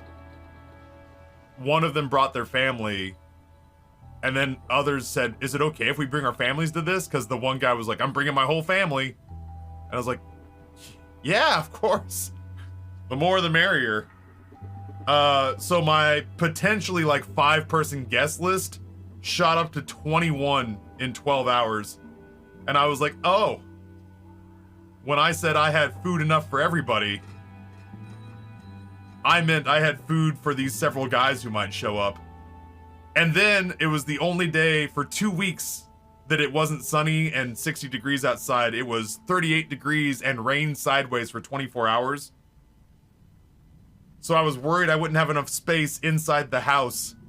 So I went outside, got a tailgating tarp, or a tailgating gazebo, topped it with a tarp, with Noah's help anchored it down, and set up a fire underneath it, made sure that it wasn't melting the tent, and that the smoke was getting out. Like, it went smokeless when it got hot enough, but I couldn't keep it roaring because it would melt the fucking tent. So I essentially created a heated room, like Noah and I created a heated room on our patio and allowed people to watch the game outdoors on a tablet if they had to get away from people. I did reach a point where, like, yeah, Pixel Pete, like, I was gonna feed everybody when it wasn't a whole lot going on. Like, when it was a handful of people coming in, I was like, I got everything unless you want something special. But when it became 21 people in, like, an hour, that was the point where I was like, we could use appetizers, I don't have any dessert, and we could use non-alcoholic beverages and juice box for the kids. Like, that was the point where I was just kind of like, I'm gonna need people to bring stuff. Evil Canadian, I saw you come in. Nice to have you here. I'm trying to talk myself into going and getting food. What monitor am I on? There we go. I did show them the soy sauce. I did show them the soy sauce fatality. There's nothing on here you can't see. Okay, good. So this was I've been using this as a sandbag and Halloween decorations. Glitch bought me a 1-gallon jug of Kiko Man soy sauce. So I was using this as a sandbag for some of my ghost decorations for Halloween. I tried to anchor the tarp with it. The wind came up. And when it hit so hard on the pavers that it split. That's amazing. Oh, you're on Noita? Yeah, you're right. Sorry. So this spot on the pavers. That's amazing. This spot on the pavers is all dark brown because there's about bowl of soy sauce. There's about 3 cups of soy sauce over here. So like the water over here is all super dark brown and smelled delicious. This area of the gazebo smelled great. This is what Queeb pulled together. Or is this Noah? Did you do this? Noah said he went back to the well all night long. It was a very umami part of the patio for sure. This looks like Noah's spot on the couch. But that's some of the lean brisket in a hot dog bun. Shit, I hope I have any hot dog buns left. There's no way I can take that Costco dog and put it in a slice of bread. Buffalo chicken dip Costco brisket dog? Good grief. Let me see if I can find this real quick. Hold on. Oh, God. Yeah, there's the brisket all cut up. There's the point and there's the flat. Yeah, there. You can see all the brown. It started to wash away a little bit, but it was just an intense brown pool. It looked like we had stuck a Panda Express in the chest with an arrow, and this is where it bled out. You can still see it pooling up right here where it's especially dark. So, all right, chat, I am gonna go fix some food real quick. I'm gonna pause this, and then when we get everything pulled together, we'll loop. We'll go back up and get all that health. And I think we will. We'll just run around burying shit with rocks until we find a homing spell. And then we will, I think, kind of coast easy with the homing rock wand. Yeah, this 502 is a great mouse, man. Listen, when I'm sitting here kind of good-natured ribbing Logitech, but if they ever want to show up and give me free stuff, man. Both of my mice are 502. No, wait. This one's a 502. This one's basically whatever the 502 is with all the macro buttons on the side.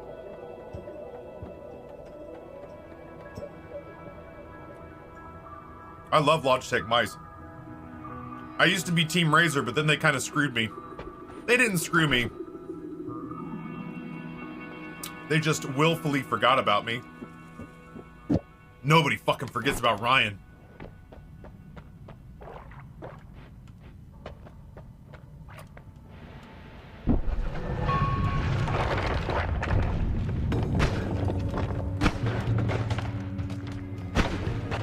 Alright, unfortunately the rock wand's not doing it. So I guess torch wand it is. The rock wand is, I should have tested this, the rock wand is quite literally not dropping rocks, which is a problem. Oh, it's because it doesn't have enough mana. All right, well, yeah, it is not literally, but virtually useless to us then.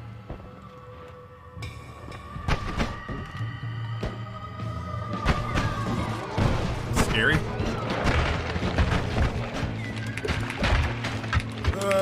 Climb!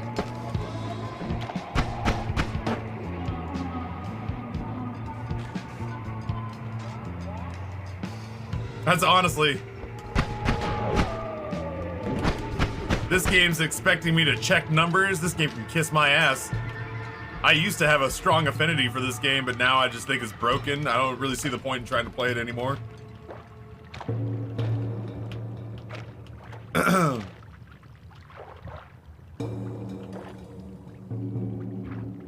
Hiding for a second while I kind of let things mellow over here.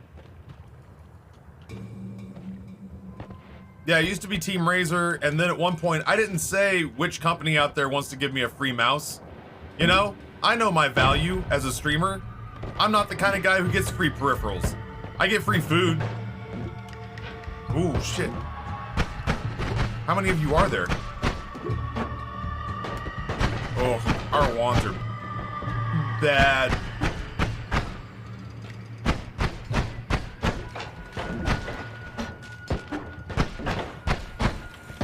I keep getting stuck in the goddamn ice. You know it's bad if I'm willfully leaving gold behind. Can I just recharge my up dog? Thank you. I need my mouse pad all the way up underneath my wrist. There we go. You know it's bad when I'm leaving gold to disappear because I'm outgunned.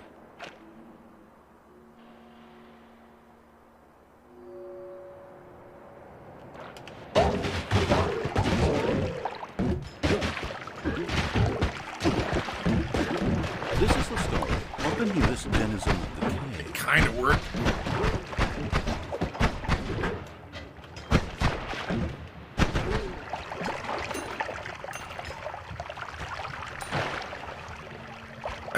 Yo, Dragon D, tier 2, 44 months. Another month with the coolest peeps on the net. Hope you're all well, dude. Happy to see you. Hope you had a great weekend. How many people have you gotten with Updog? How many people have I actually gotten? Or how many people have bitten on it just because they knew it would make me giggle? I think actually gotten maybe 2 or 3. Admittedly, Razer fanboy can't help myself have their mouse, keyboard, USB hub. Damn. My thing is that everything I had was Razer for a hot minute. I had no problem with them. I reached out on the internet to my streamer friends and said, hey, streamer friends, I need a new mouse. What should I be looking into? And several of my friends, like VO and Bloody, all these people who have hardware, deals. Ah, shit.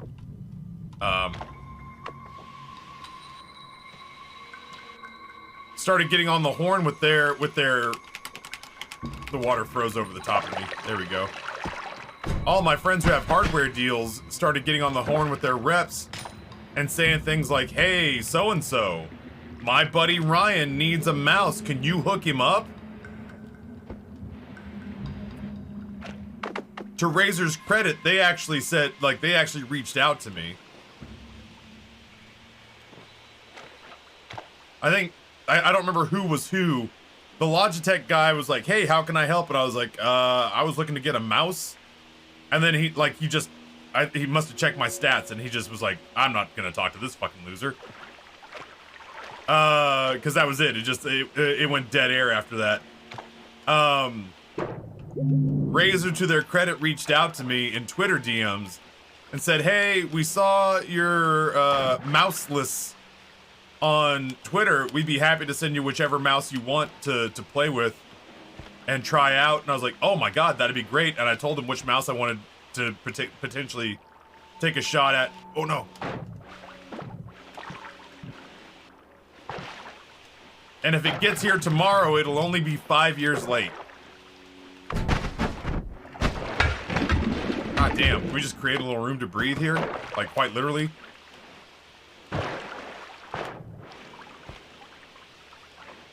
I think that was 2017, maybe 2018. I don't know. It was a while ago. If it gets here today, it'll only be. I cannot move in this goddamn floor. Not with the wands that I have. Who's got this wand? I need it. Whatever it is. Come on.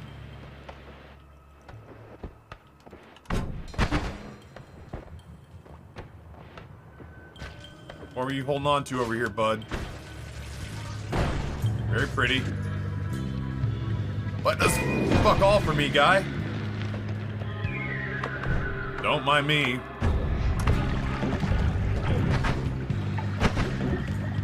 Yeah, it sucks when somebody knocks you out of the air while you're minding your own goddamn business. Doesn't it? Doesn't it? Doesn't it? It not.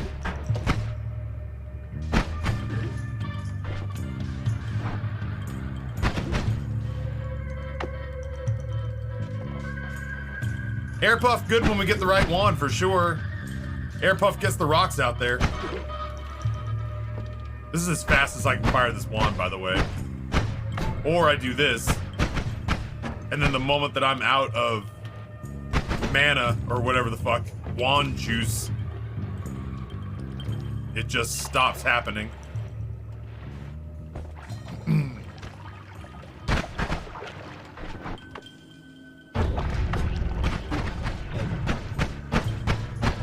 If that's a good wand, I need it.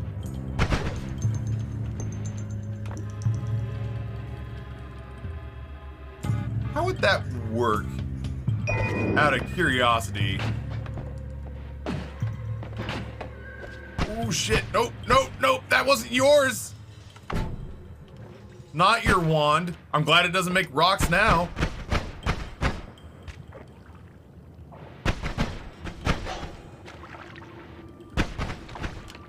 It's not your wand, guy.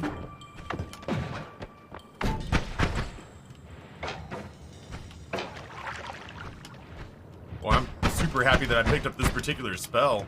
His shots are so much better than mine. How do I kill this man?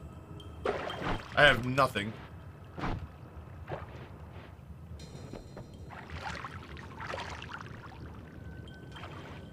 That's what I'm saying. Yeah, no, I love puff rocks. Dude, the spread on this fucking one has to be terrible. 2 degrees. Yeah, it's not great.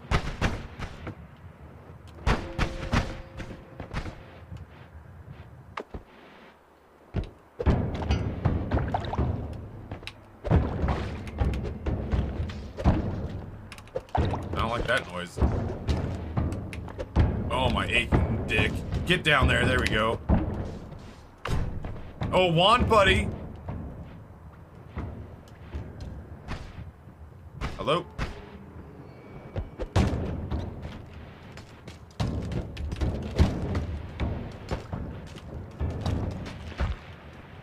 Oh, you gotta be shitting me.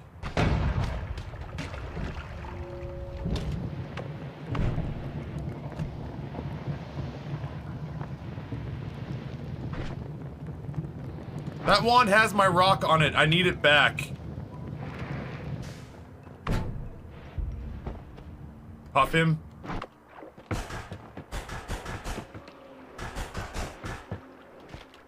Do the puffs do damage?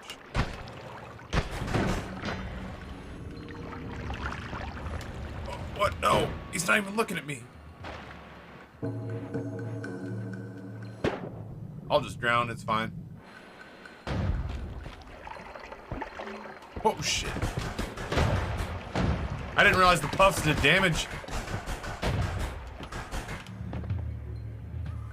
Yeah. That worked out pretty well.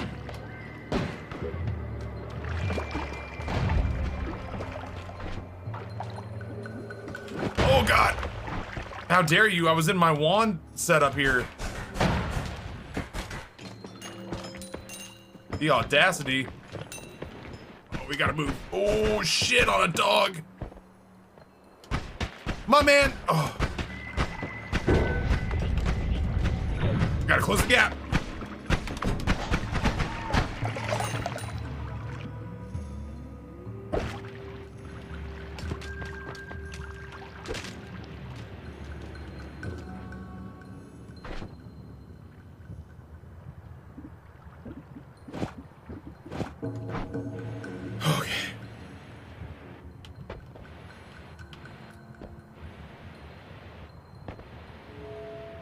Okay.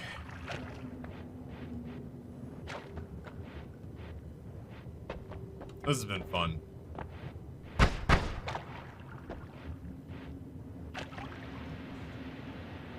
I might look for like... Oh, nope. I hate that sound. We're out of here. Let's loop.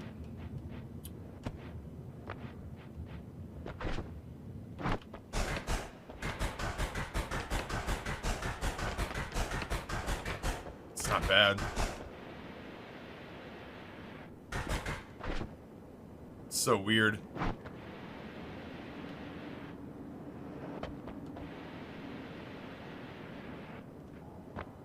I don't have any levitatums, so we're gonna have to do this the old-fashioned way.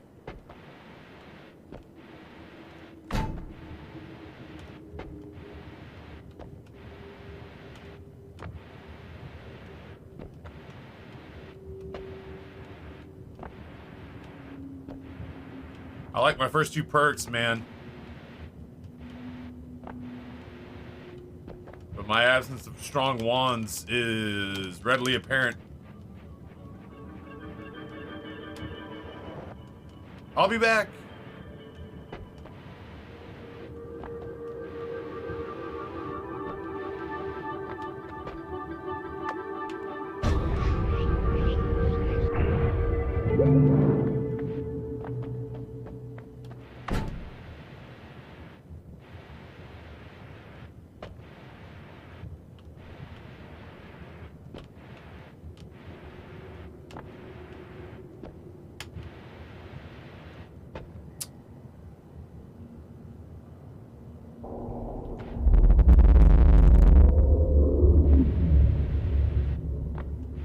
I love it when you're scary.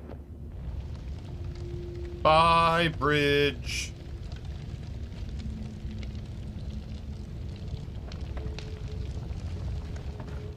Do I go back? Do I go back and explore the frozen area trying to find a slightly better wand before I come back here to get all this health, or do I get the health and just go?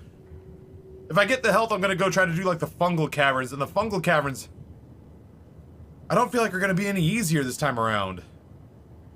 I feel like I'd rather have the wide open space of the ice caves before I loop entirely, or at least get knocked down to like 30-40 health before I go back and top off.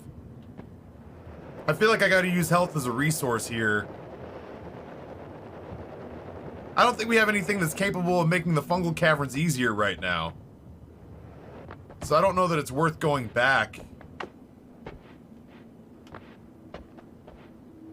I'm also just realizing that I opened a bottle of truff hot sauce last night, and now I desperately want something to eat truff with.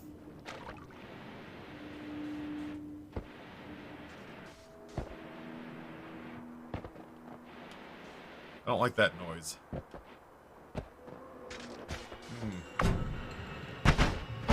Good shots. Nailed them all.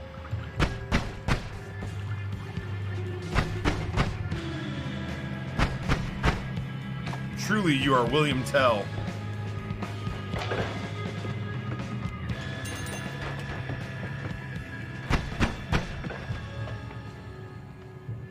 Would have been good on that hot dog? Yeah. I don't know. I feel like truff really sings when it's applied to things that are fried. Like, I don't add... I almost exclusively use truff as a dipping sauce for fried things.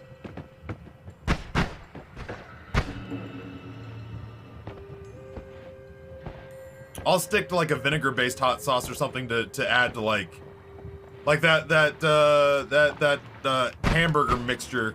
Ooh, shit. That hamburger mixture that I just had, that sweet and sour hamburger mixture. I put Frank's on that. I could have put truffs on that, but I feel like in that instance, I still want to marry it with something that does well with mushroom flavor, like the flavor of mushroom. Like the king flavor, you know, the king of mushroom flavors. I just feel strongly that like truffs does better as a dipping sauce, specifically for fried things, than it does as a compliment. I mean, like maybe I could throw it on pizza, and that'd be pretty good. I feel like a wand just walked off over there. Yep. I couldn't help but notice you teleporting my way, bud.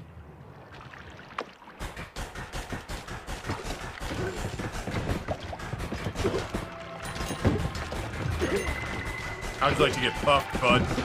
There we go.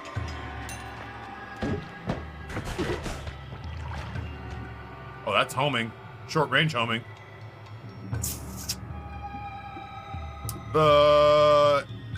And small teleport bolt. I need both of those things. I kind of have put myself in a problematic situation here.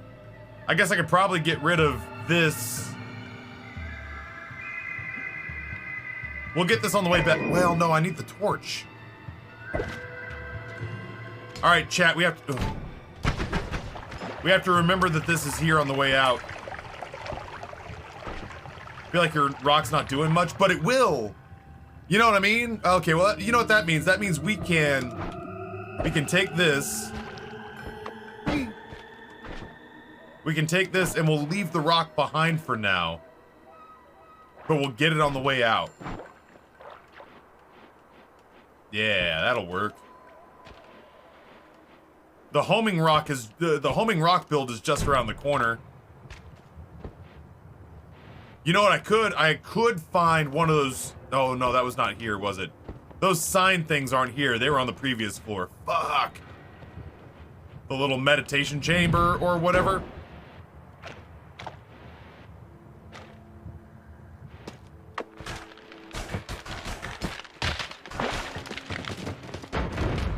Got him.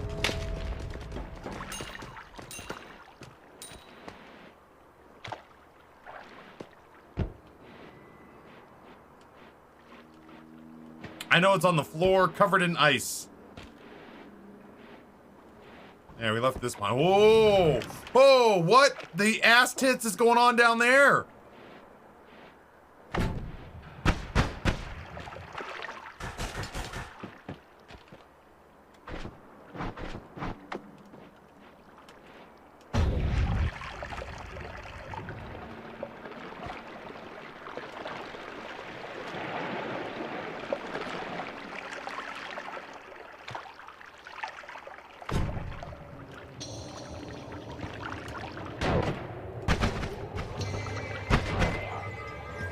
I'm gonna puff you.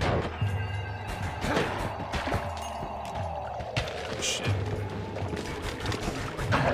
Yeah.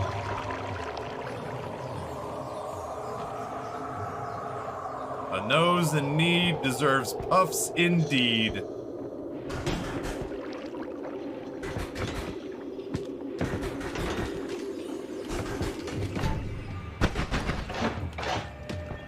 Boy, I'm running out of...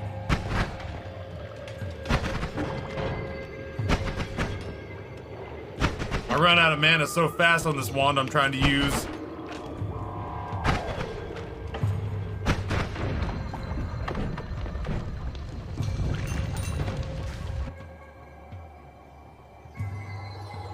That's not even a good wand.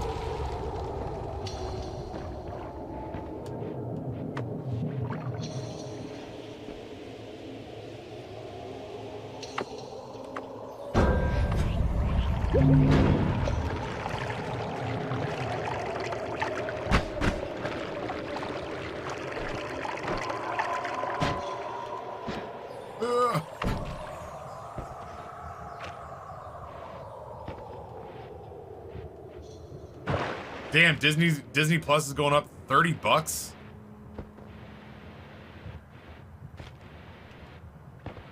That's a lot for basically just waiting for Star Wars and Marvel content to drop.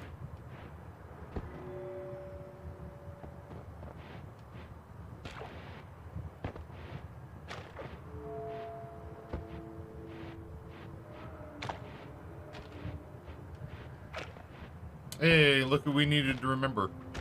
Doesn't change anything. So I can't take it right now.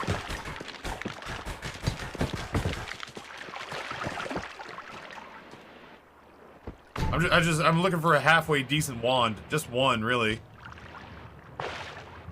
I would genuinely consider leaving the other health behind.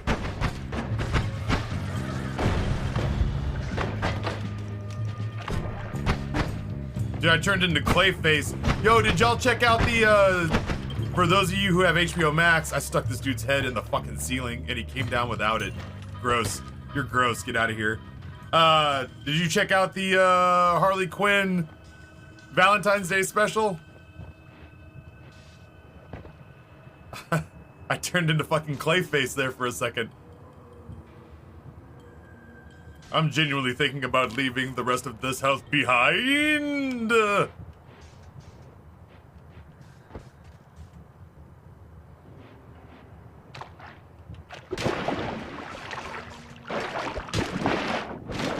Yeah, man, Harley Quinn fucking is everything Velma wishes it was, but isn't.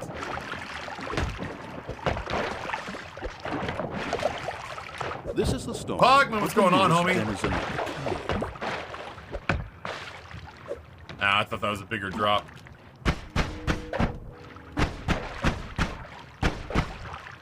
Tier 1, 59 months. My dude. Thank you so much. I saw that ramen meal. That wasn't at Minya, was it? Ah!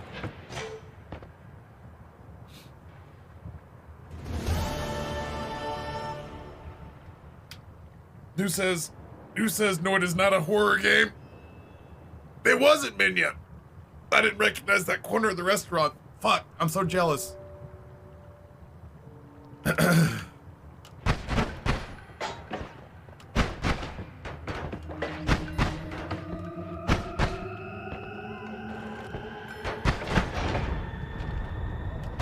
Oh, we get him? Hell yeah, we did. My fiance and I had our first date on ramen, so we go to ramen every year for our anniversary.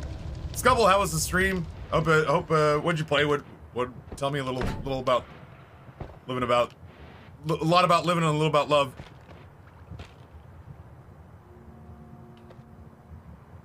Was at the bar instead of a table? Gotcha.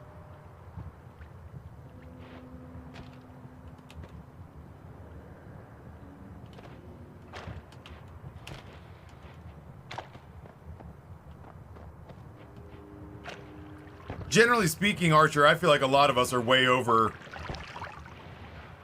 everybody rehashing old IP because they're worried we won't watch something new. But if they're gonna do it, like, I feel like at least Harley Quinn brings, like, a good alternative take to it. Genuinely speaking, like, they do fun stuff with the source material.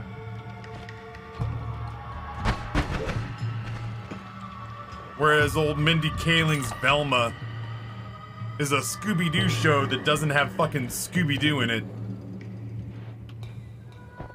In which case, I'm gonna have to go ahead and be out. Cult of the Lamb? Nice. Nice. Yeah, like, that's where I am, Rainy, is that ultimately I'm learning that, like, sometimes you gotta eat some basic food, but that doesn't mean it's gotta taste basic. Yeah, I feel like, at the very least, Harley Quinn takes its source material and does some fun stuff with it. Like, the subversions that are there are, like, giggle-worthy and interesting and, like, tie in well to the stuff they're riffing off of. Oh my god.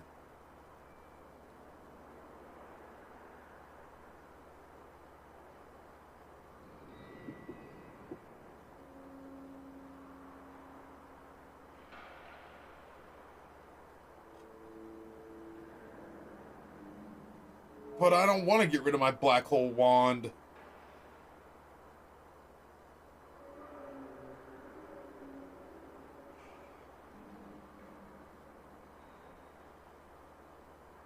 That spread is something else. I have to get rid of my black hole wand.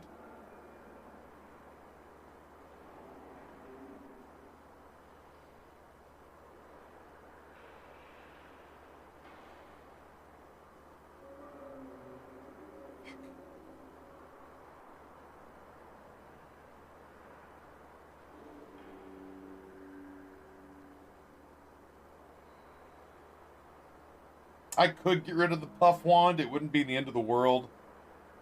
If I can... If I can get the trigger bullets out there and then put homing on the rock inside the trigger,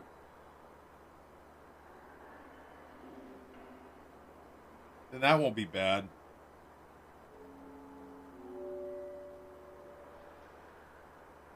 I just like the idea of Puff just knocking rocks out. Like knocking rocks out into the world, and then the rocks could pick their target in transit.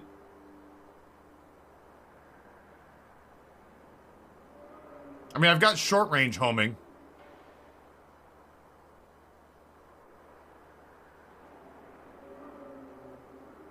Yeah.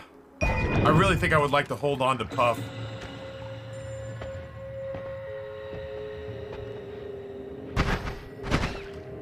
God, the spread on this fucking wand is just ghastly. Look at that.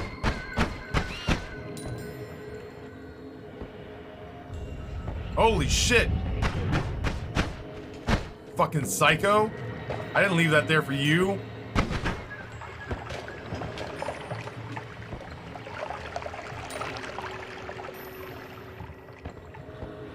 I'm debating about whether or not I'm gonna loop.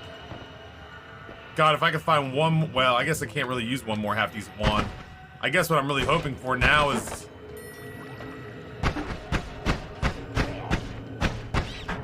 I guess what I'm hoping for now is enough gold and that wands are for sale in here so that I can jockey my spells around.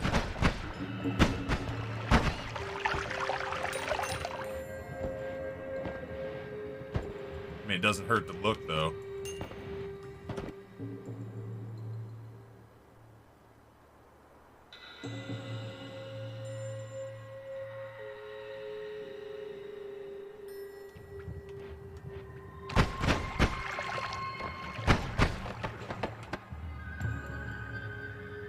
I mean, there's fun stuff on that, but...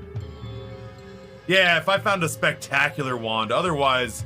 If I genuinely think I'd rather have a good wand than loop with bad stuff and try to make things like the fucking fungal caverns work.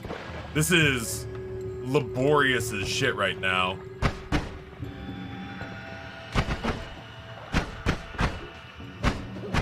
Otherwise, I'm just getting enough gold to spend. What wand you have there, bud?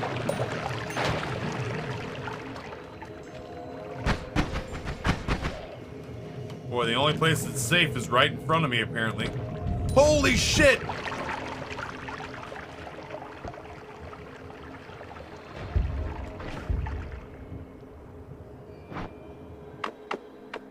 He comes back.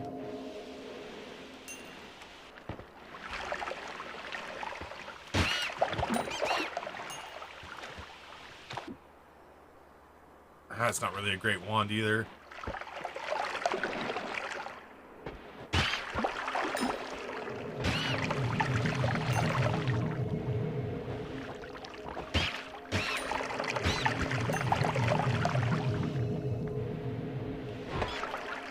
Holy shit. I did what now? That worked? I didn't I meant that was an accidental click.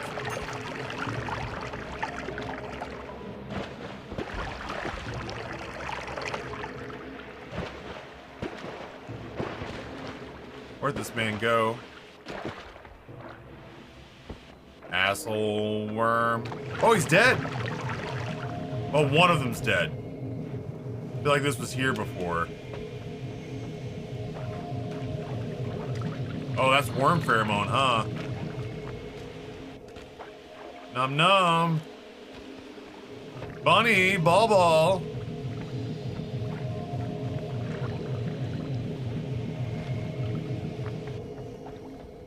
Oh, he's down here. I can see him on radar. Did you go back up this side?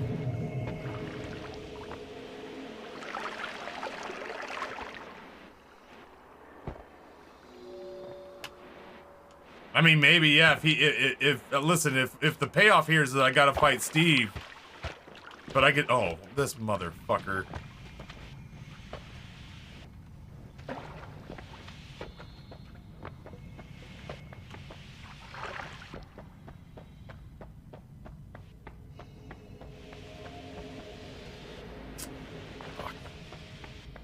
All right, here's what we do. We get in there. We get a rock wand built fast. Wand 4 double cast rock puff. Yeah. Wand 4. That out of here. That out of here. That out of here. Wand 4. Okay. Nope. That was... I needed that one.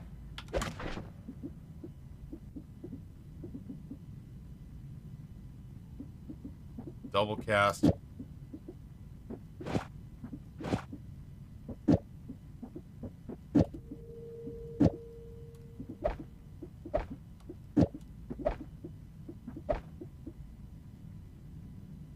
I don't know, yeah, sure.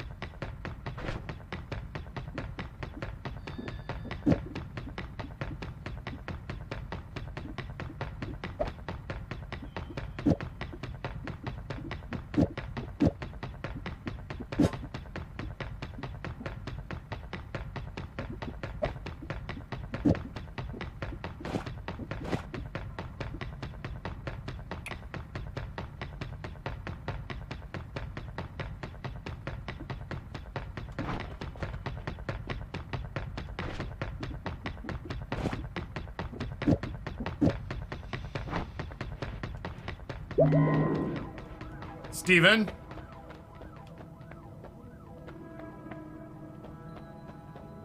I didn't check any of the stats. Oh, that just feels like a digging wand.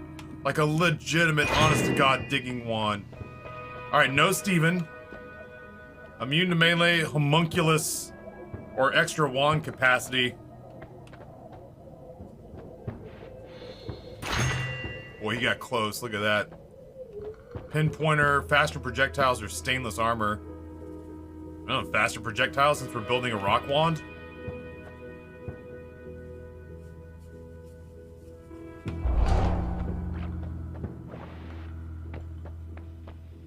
Out of money. Are there any actual good wands in here?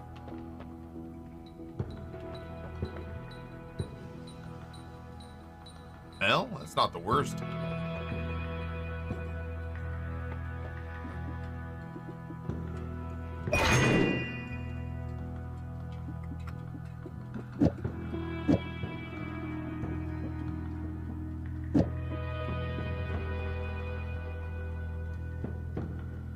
I don't know exactly what I would do with that. You don't value melee immunity? No. I do not. I don't have any deep feelings about that. But no, I just... No, not really.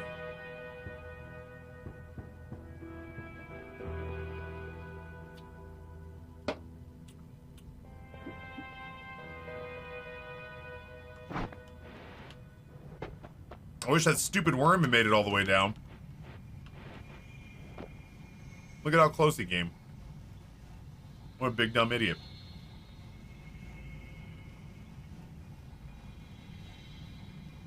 Almost got a free pass back up.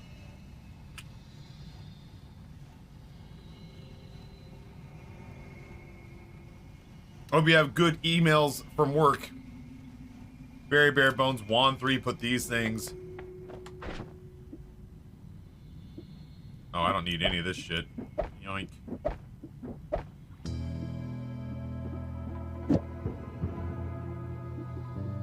Speed, double cast, rock puff.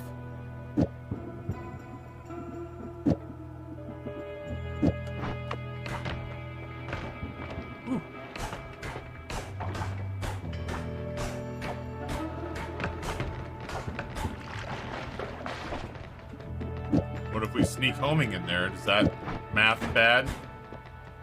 That does math bad.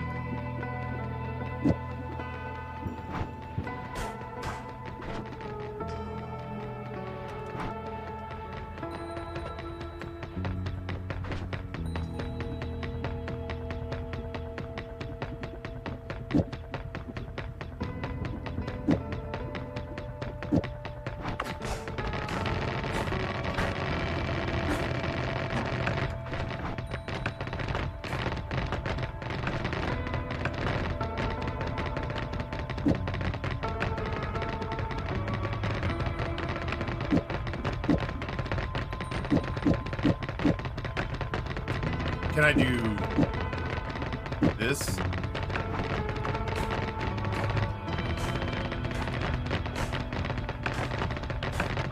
I like that.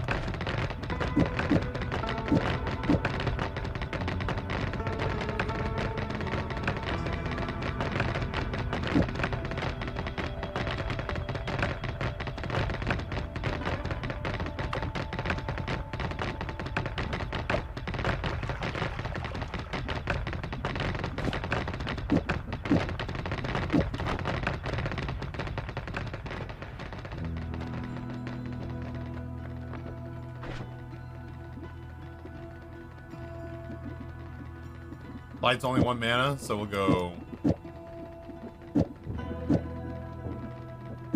Just in case I gotta drop wands for some reason, I want to hold on to everything. There we go.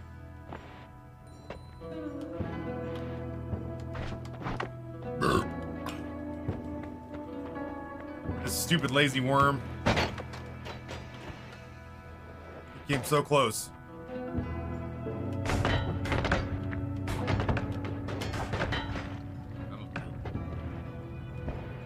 Wait. Ow!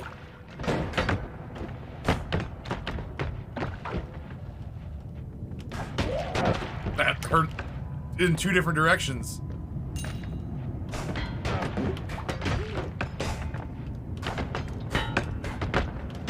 Uh-oh. Chat, hold on.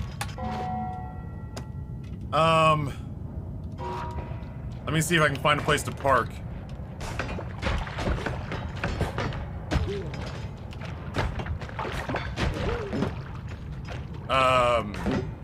That was Rory's elementary school. He was playing outside during recess and went face down into a puddle. A big mud puddle. And now needs an entirely fresh change of clothes. So. Oh, he's fine. He's fine. He was very happy. He gave us, he gave me a big hug and told me to tell chat he was sorry he interrupted stream. He is a sweet boy. He was so all over Noah last night that Noah said at some point, he was like, I'm gonna need you to corral Rory. He is so buddy-buddy with me right now that I'm not getting to watch the game or the commercials. And he was like, I love that child. I would fight a dragon for that child, but like, like being his friend is being such a full-time job right now that I'm not being able to see the Super Bowl. And I was like, I'll talk to him. You better tell him you made a bunch of money today. He generally assumes you guys have never seen a shrift. You guys have never seen a kid work the audience. The way this kid works the audience.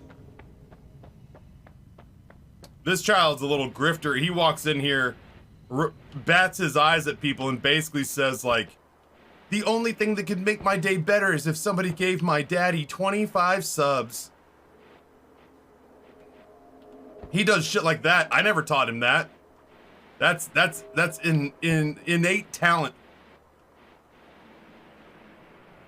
He walks in and says stuff like, I bet chat's not crazy enough to give daddy, to give dad $100. And then he just turns and winks at me with the eye that you can see like he's Rocket and Guardians 2. And I'm just like, bud, come on. Like, You gotta be a little more discreet than that, my dude. Like, there's something to be said. Listen, there are people who will definitely reward that kind of brazen mentality. But, like, to a certain extent, you gotta at least, like, shield it a little bit. So, that kid knows how to work a crowd. But that was not what this was. Hold that. Oh, he held it. What a dick.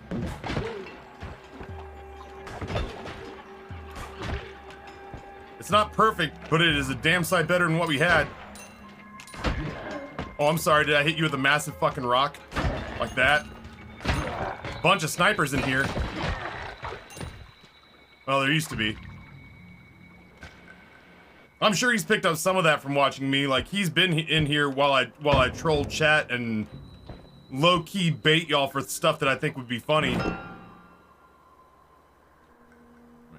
Oh, shit. The wand's not bad. Yeah. Shit, I wish I'd found that before I went down. We'll be fiddling with our wand settings on the when we finally decide to go. The rocks get homing is what I'm saying now. I'll give y'all a little extra Noita. I haven't stopped to check with Justin to see if he even needs anybody for Dark and Darker, so I may just go back to the Long Dark. Unless y'all really want me to push to see... whether or not Justin needs a second. Or a third, I think. I think that game can handle thirds.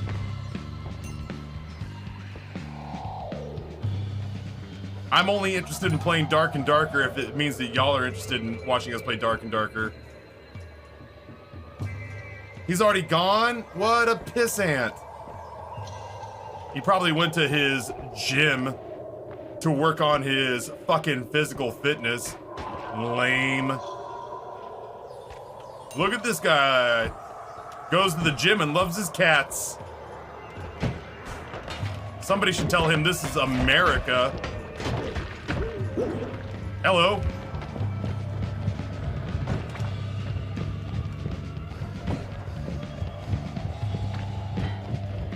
You're not ready for what my children bring.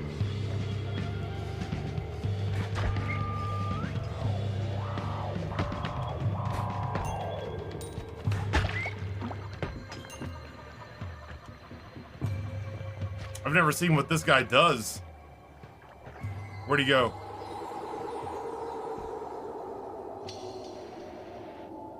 No, Taffy, your children, listen. As a polymorphized octopus mom, there he is. I believe in 39th term abortions, okay?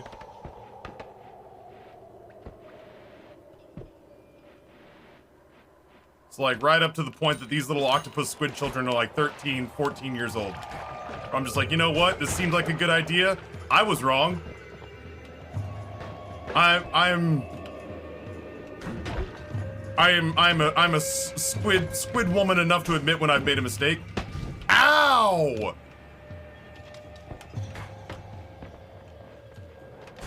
And I am not ready to be a squid mother, is what I've learned.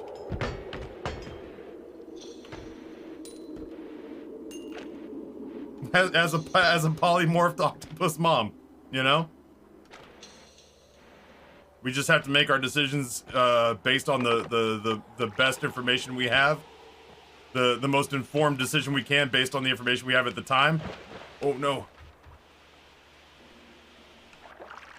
I thought I was ready. My bullets are bigger.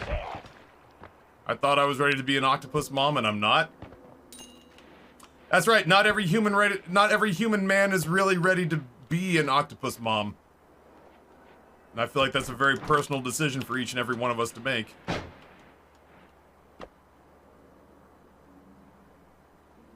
You know how eagles push their chicks out of the nest to teach them how to fly? The octopus version is fucking braining them with a large rock. It rolls with the punches or it becomes calamari. Man, you can't set me up with an Eagles joke like that. I vowed to my Philadelphia,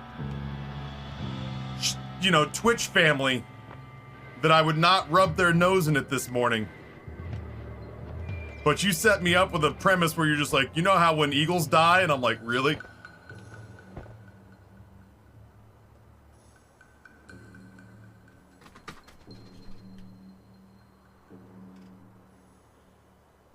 It's mean-spirited, Oppenheimer, and I feel like you knew it.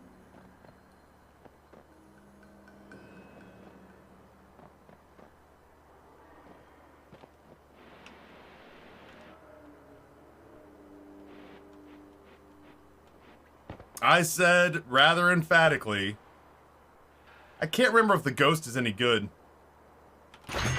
At the very least, it's interesting.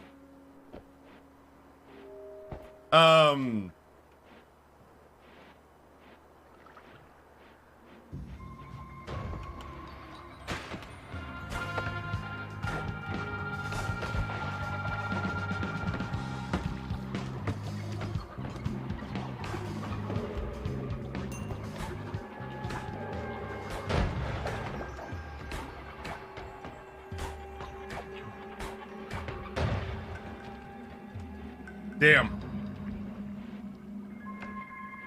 I said to the Eagles fans who were here earlier today that they had every right to be pissed off about that call. I won't say that to every Eagles fan. There are some Eagles fans out there that'll be like, yo man, do you believe that call? The NFL's rigged, this is bullshit. And to those people I'll say, that's proof that there's a benevolent God in the world and he used that flag to squash evil. I have to go back to church now because that flag happened. Because I promised my mom if I ever saw a modern miracle, I would go and thank Jesus for it.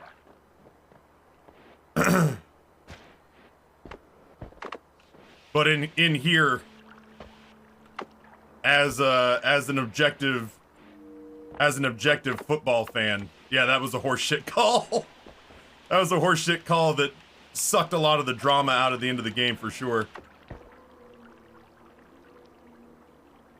What was up with that turf? No shit, that turf was fucking terrible last night. Worst turf I've seen since J.K. Rowling.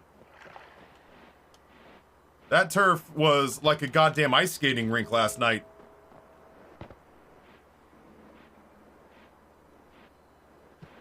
I almost caught that fucking bullet with my shoulder blades.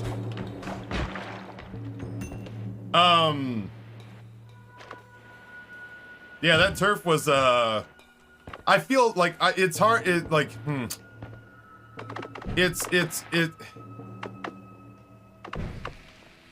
I was enjoying the drama of the game despite the fact that I clearly had a rooting interest. And I was enjoying the drama of the game, but like with the combination of that went right through him. That went right through him. What is going on? There we go. You got to hit him right on the dot. Oh, Billy. Well, that's my new digging wand. With the combination of that stupid-ass turf leading to Jalen Hurts not being able to even throw a Hail Mary because he couldn't plant his foot. And that last flag, which was like the first time they called really strict really strict regulations on the bump near the line. I was just kind of like, oh, I guess it's just over because that man over there says it's over. Okie dokie. As somebody who hates the Eagles, I'm satisfied with the outcome, but as somebody who is enjoying watching football, I'm not thrilled with how you guys managed to fuck up my enjoyment of the game.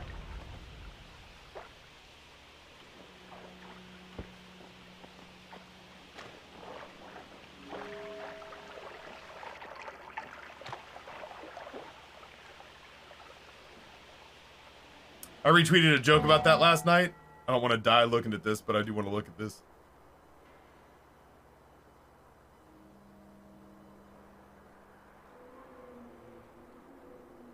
Yep. People playing in Super Bowl 57. People boycotting the Harry Potter game. Come together. Fuck these turfs. I could have written this joke better, but the essence of it is most certainly there. I could have written this in such a way that it would have made even a little more sense, but the joke is definitely there. Yeah, that's... I give it up for that. like I said, I would be ruthless and I would edit it. But yeah, that most certainly is the essence of the joke for sure.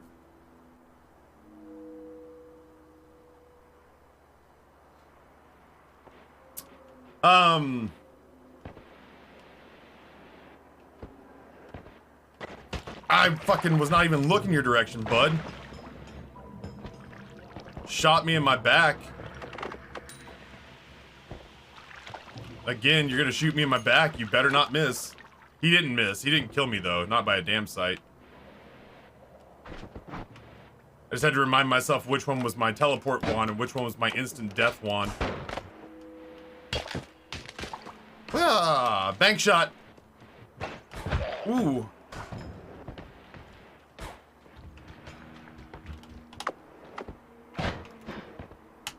My gold!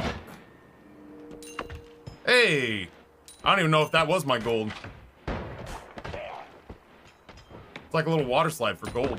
Ooh, shit! What else are you throwing down?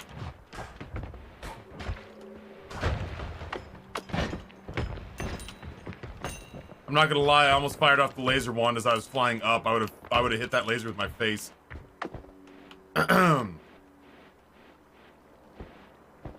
Yeah, even as somebody who hates the Eagles, it was pretty anticlimactic to have the game end just because some dude standing on the sideline said it was over. They hadn't been calling that shit all night.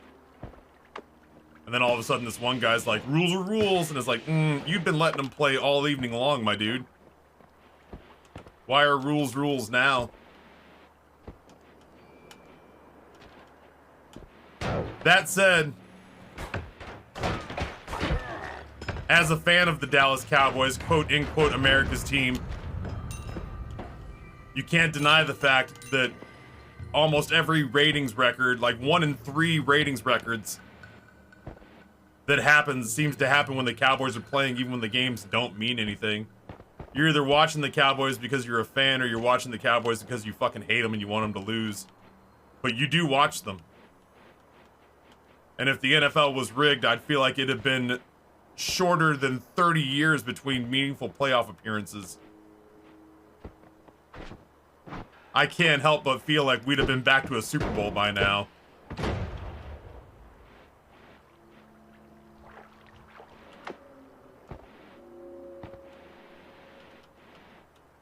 That's right, you are by far the worst team and fan base I have ever heard of. But you have heard of me. You're either watching the Cowboys because you hate watching them, or you're watching them because you like them. There's almost no fucking middle ground. Everybody fucking tunes in.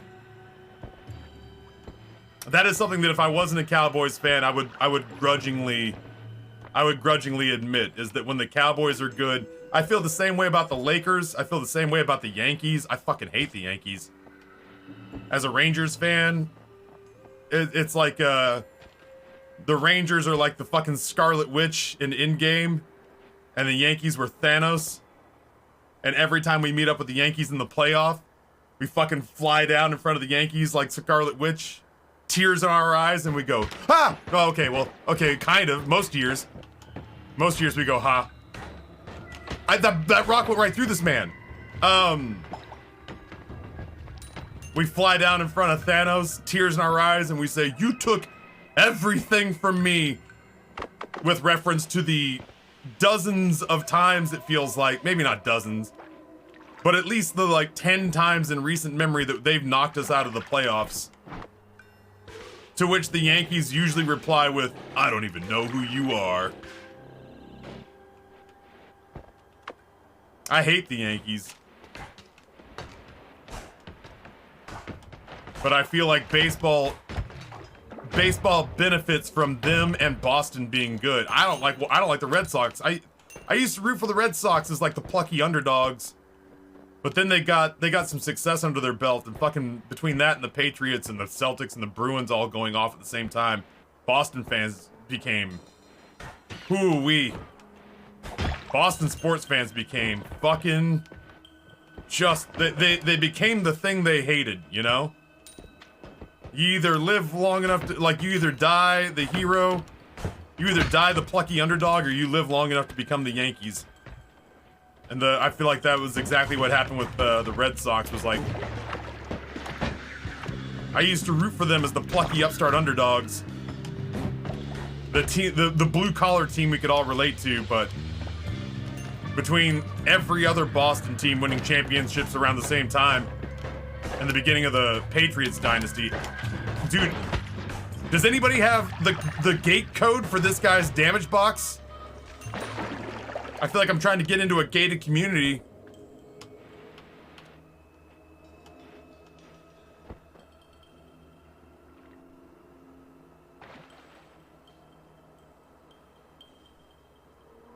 So what I'm getting from today's stream is that last night was good, football was bad, question mark.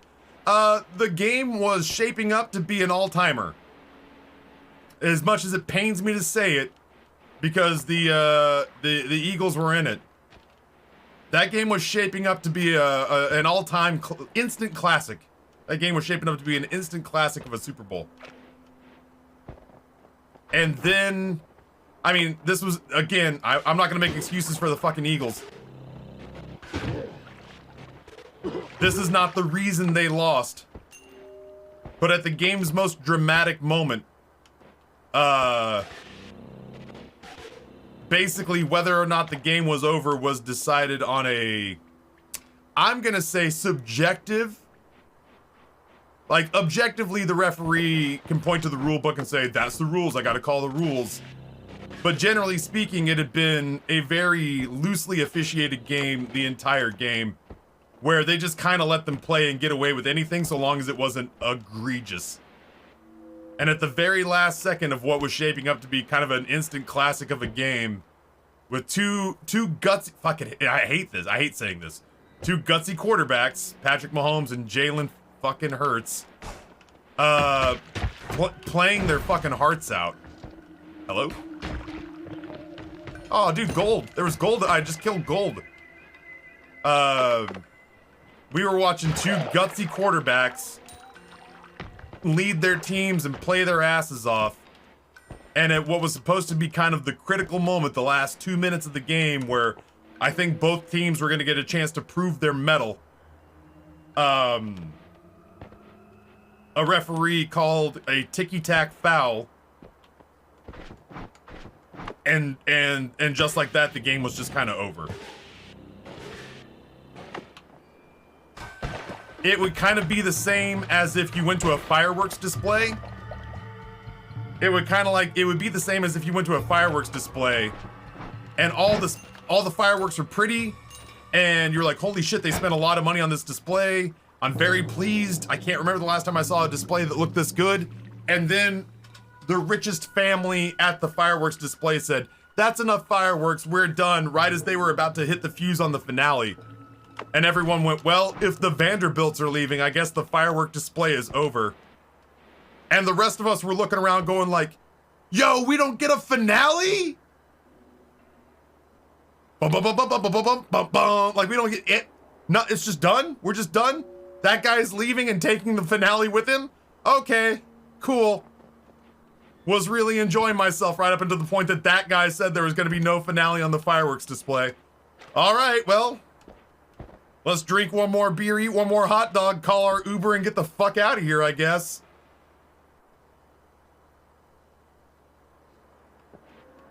Yeah, the two teams were evenly matched. The game was tied at 35-35. One team was about to score, leaving enough time on the clock for the other team to answer. And it basically was, this team either answers, like they prove their greatness by answering, which, I mean, you live for those moments in sport, right? You either get to prove yourself a champion by going out and doing the virtually impossible, or you get exposed as being the inferior team because one team answered the call and the other didn't. That's classic sports. That's the kind of shit you're looking for when you watch championship games. You want to see greatness battle greatness until one of them buckles. You want to see two heavyweight titans slug it out until one of them takes one on the chin and just doesn't get up. Beginning of the game, the Eagles came out, were throwing haymakers. The Chiefs were on their heels. Second half of the game, the Chiefs came out looking like a team possessed, beat the shit out of the Eagles. but the Eagles did enough to stay in it. And with the last couple of minutes fading away in the game, it looked like basically both teams were going to get a chance to score one more time, potentially send the game to overtime. Maybe one team scores more than the other with a touchdown versus a field goal. Who knows, right? But it looked like both teams were going to get a shot, a viable shot, to prove their greatness. Kansas City got theirs. I'm putting rocks right through the middle of these guys. I don't understand. Kansas City proved their grit.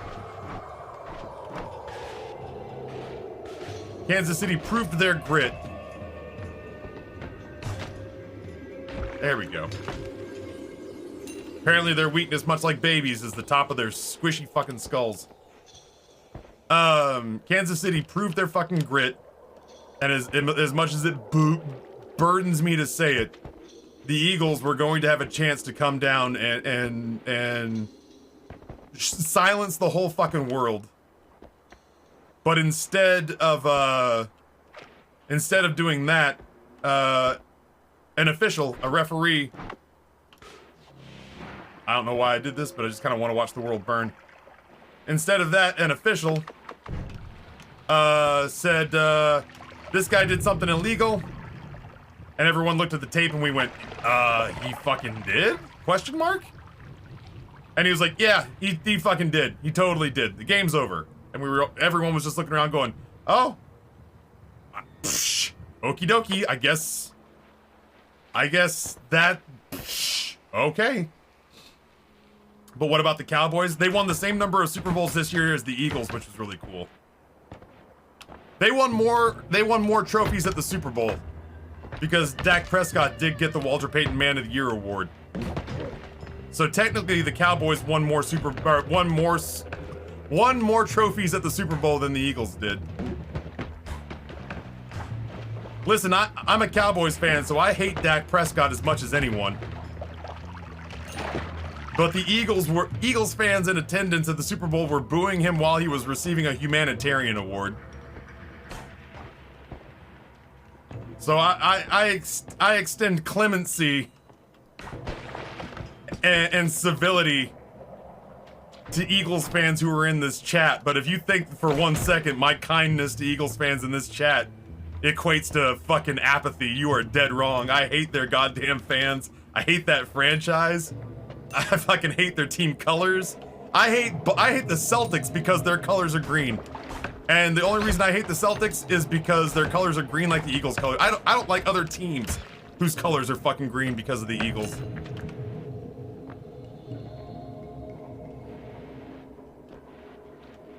Yeah, the Eagles fans in attendance booed Dak Prescott while he was receiving a humanitarian award. And like,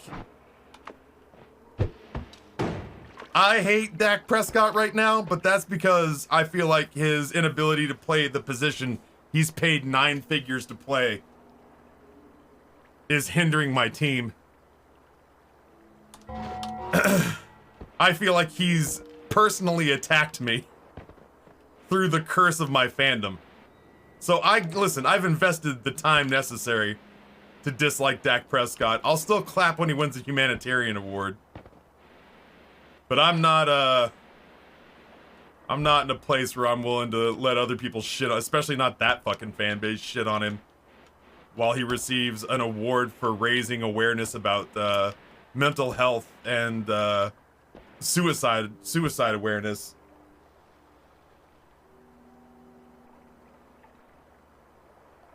Did you want them to not boo humanitarianism? You're asking too much from the Eagles fans, Taff. I know.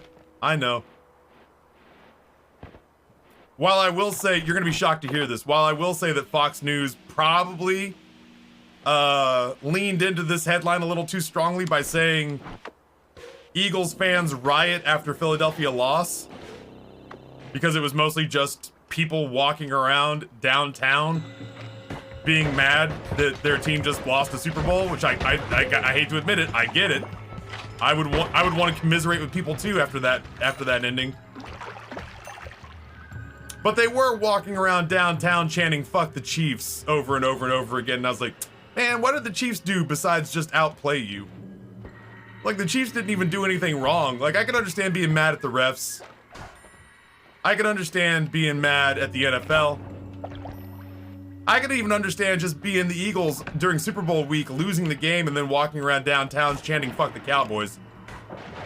I'd expect no less. All right, Rox.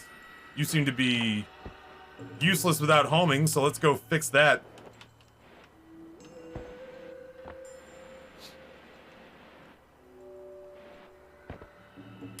Yeah, Fox News does like to insinuate that almost any public gathering is a sign of civil unrest.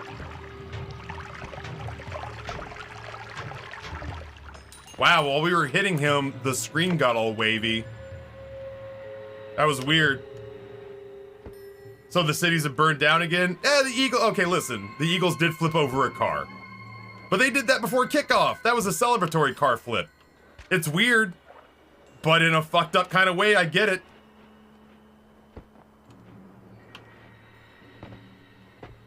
Kind of I'd be pissed if it was my car. But I kind of get the almost maddening excitement that comes with thinking your team might win a championship. Ooh, that's the wrong one. We said we were gonna not do that. It really, honestly, it really feels like if Philadelphia doesn't flip over at least one car, did they even play in a championship, you know? I would have been a little bit disappointed if there hadn't been just a tiny bit of mayhem.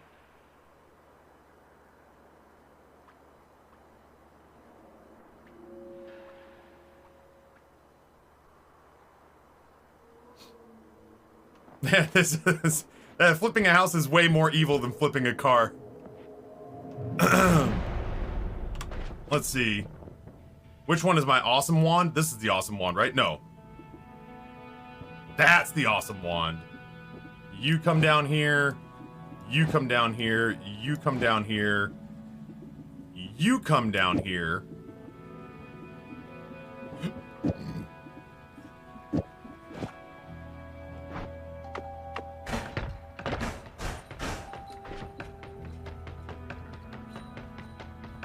That is actually too fast.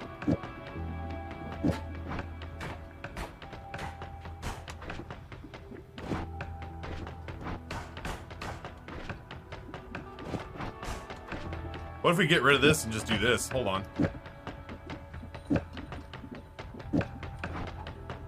Oh. No, that doesn't do it at all. I lied. Gotta be the puff.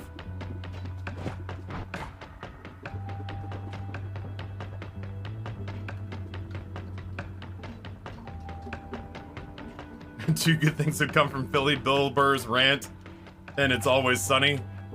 Listen, I feel like I have to say this. I enjoyed the years that I lived in Philadelphia. I liked living in that city very much. I was sad when I had to move away from there, but I didn't want to raise a family there. I feel like hopefully understandably. This is the story of the newest denizen of the cave. I did not want to raise a family in Philadelphia, but damn did I like living there. And I kind of get it. That city is the embodiment of I can pick on my family, but nobody else can pick on my family. That's that whole city's mentality. And frankly, I kind of fucks with that. A little bit. But I had a bad night, man, and I hate the fucking Eagles. I celebrated when the Phillies won. I rooted for them in the playoffs this year. Against the Philadelphia Eagles of baseball, the Houston Astros. I hope that hurt for both teams to hear. I rooted for the Phillies this year in the World Series. I don't hate Philadelphia. I like that city very much. I just hate football. I hate their football team.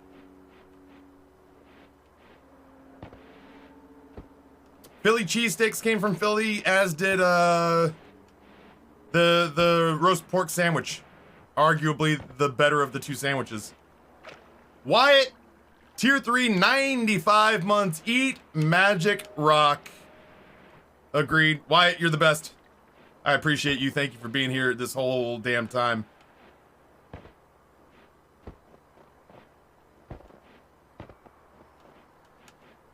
Eat magic rock, dummy.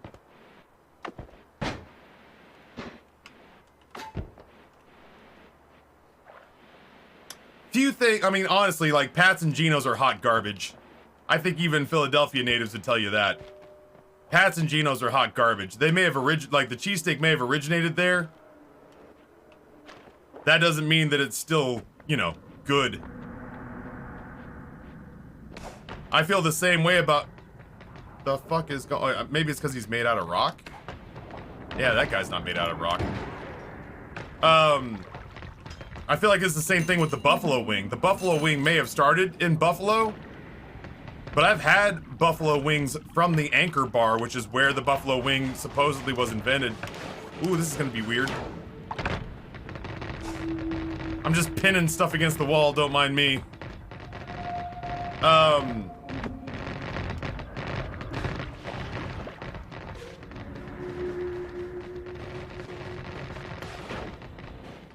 Oh, come and get your love.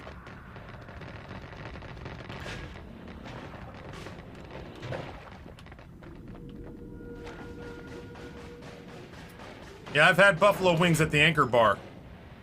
You know what they tasted like? Really shitty buffalo wings. I had had better... Ow. I'd had better buffalo wings in Seattle than I had in Buffalo. Just because a place invented a food certainly doesn't mean that they perfected it. I expect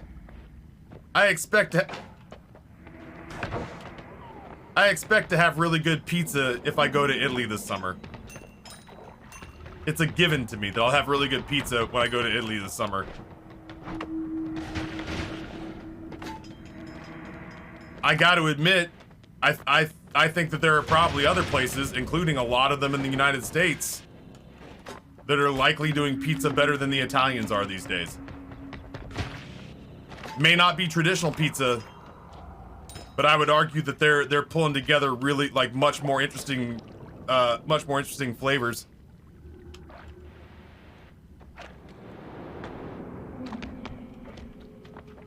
Because they're not this is gonna be so laborious.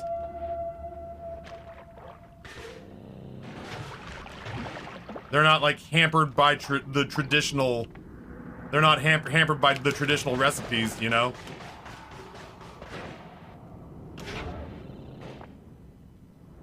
I don't. So I know that some authentic Italian pizzas have sauce. So like the Neapolitan does. The Neapolitan, if I'm not mistaken, is just sauce, fresh mozzarella, and fresh basil. Correct me if I'm wrong. I think it depends on which region you go to. Like, Neapolitan pizza is way different than Tuscan pizza. And olive oil. Thank you. Right, and crust. Yeah.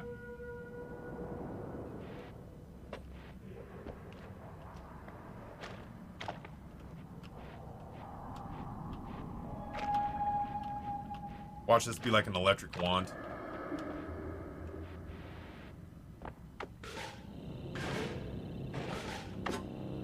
Hold this. The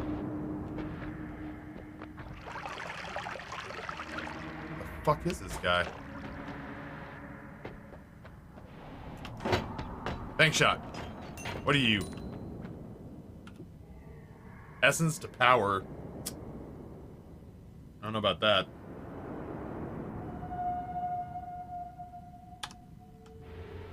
So yeah, I had buffalo wings from the Anchor Bar. They were gross. I've had Pat's and Geno's cheesesteaks. They're fucking gross. That's not to say every cheesesteak I had in Philly was bad. Some of them are fucking bangers. If I'm being honest, I still struggle to find cheesesteak done as well as it was done in Philly.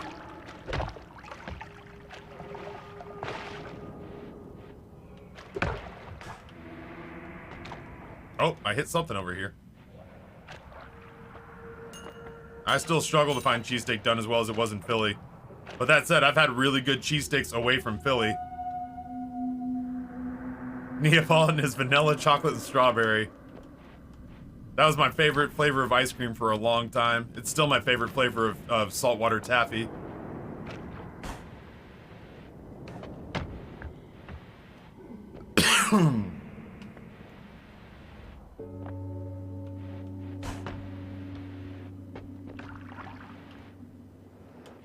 Dude, color me curious.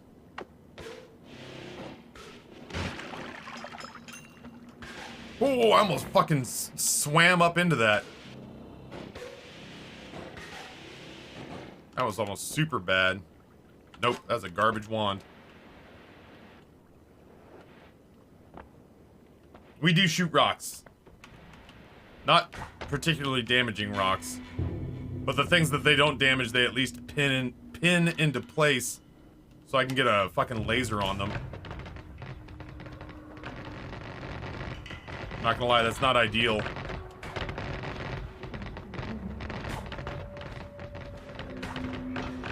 But it does serve some of a purpose. Isn't that right, bud?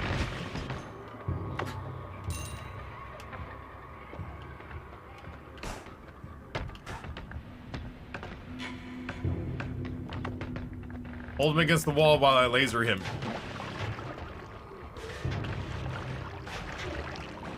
I don't get gold from those guys, but they do die eventually.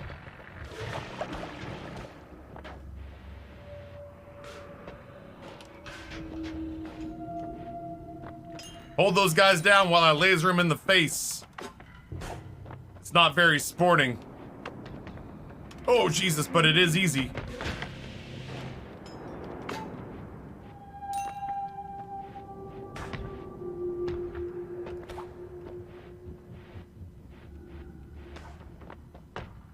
I feel like I was smart to put light on the rocks.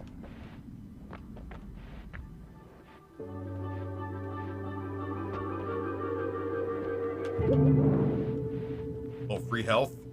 We don't always get that one.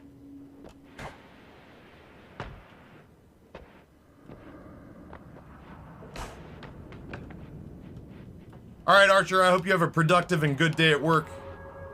Hope it goes quick. That's always what I hope for. I hope that I enjoy my stream day, that I make money, and that it goes quick. There's nothing worse than checking your clock on a stream. I hate those days where I feel like I'm having a good time and I feel like I'm getting stuff done in games that I'm playing and that people are enjoying themselves, and I check my watch and I'm like, it's gotta be lunchtime, and it's like 9:30 and I'm like, oh no. Oh no. Like, oh, it should be about time to get lunch and change games, and I'm like, oh, I got 2.5 hours of Noita left. I'm not even supposed to start the next game for another 2 hours.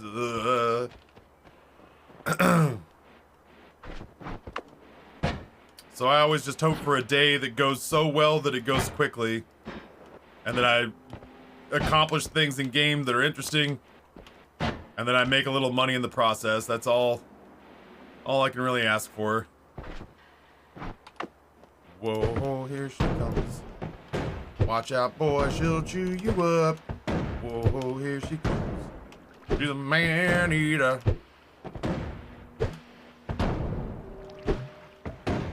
She only comes out at night. Oops. I just didn't want to laser my way through that. Yeah, counting the clock days are fucking painful. Those are the worst.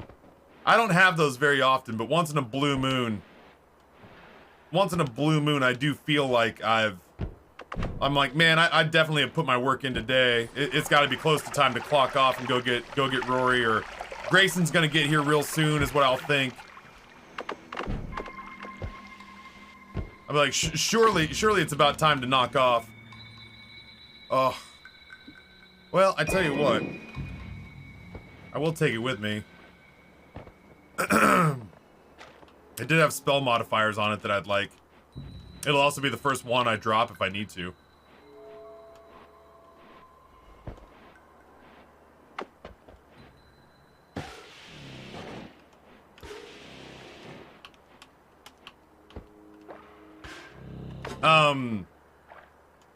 Yeah, those days don't happen often, but there are days where I'm like, convinced that stream must almost be done and it's not lunchtime yet, and those days are rough.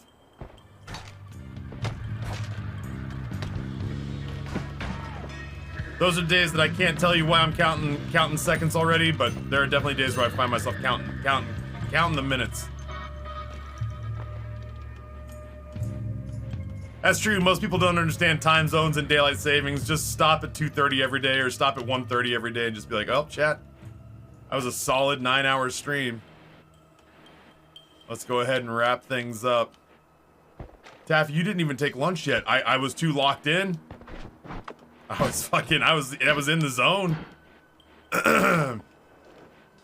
You know, I was having a good stream day when I just couldn't stop. I couldn't stop long enough to eat.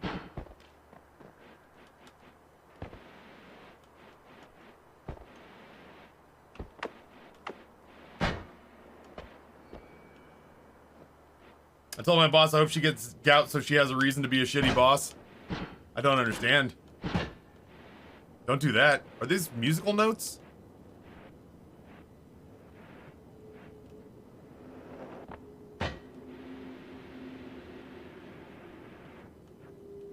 What's that? I need like a platform. Is that F?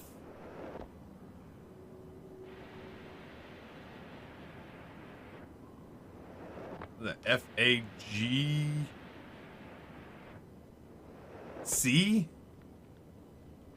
I don't know. I don't know what the fuck this is. Why are there musical notes there? Okay, well, don't tell me, but like, if we ever see a place where there's like a piano, that's the first time I've ever noticed just straight up musical notes in the wall. Ugh.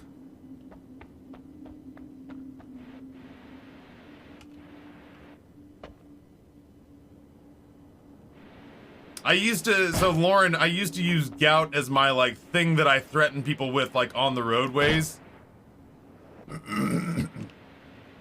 Oh, you're right, I did find something that does music. Well, no, I've found musical notes in the game. I haven't found anything that makes music, except for those, jukeboxes that you kick.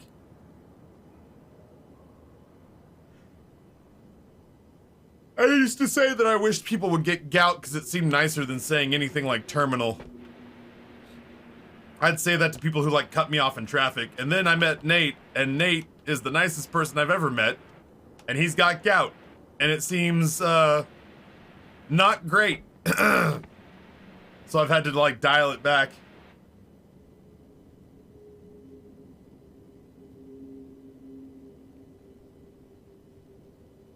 I found the one musical note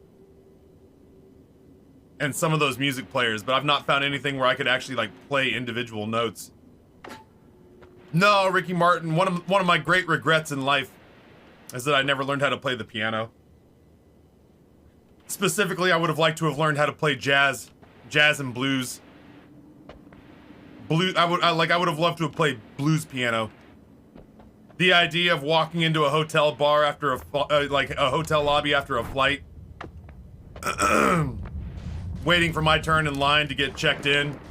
There's a grand piano sitting there. Even though it's been a long day, I go and grab a beer from the bar. I unbutton the cuffs on my button-up shirt sleeves and roll them up. Take a tug off my beer and just start playing the blues. Next thing you know, people around you are getting out of line to get checked in or registered and are just coming to sit and just lean on the piano and listen. Doing this.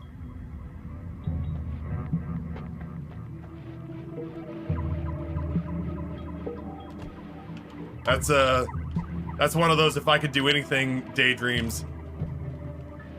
Not like the daydream from earlier where I was like, you know, if I had the powers of God and fixed all the problems the planet had, there'd still be humans who bitched about how they got it.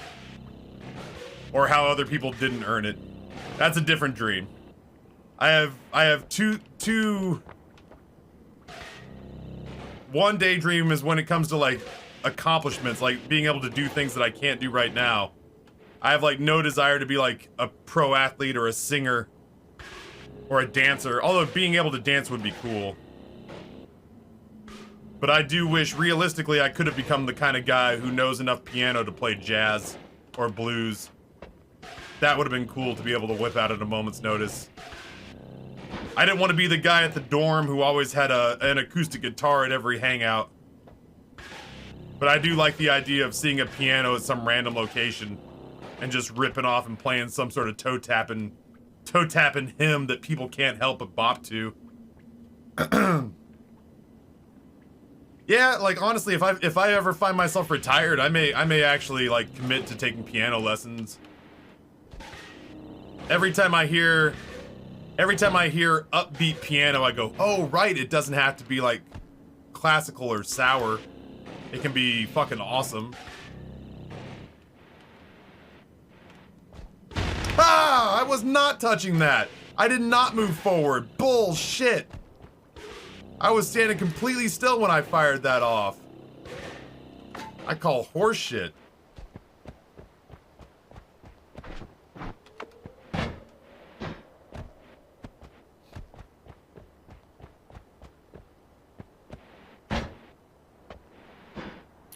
When people ask me if I had a superpower, what would it be? My superpower, I think, would be, I would love to be able to speak all languages fluently.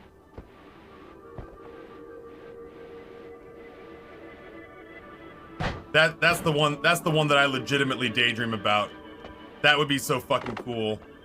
To be able to travel anywhere in the world and communicate yourself effectively.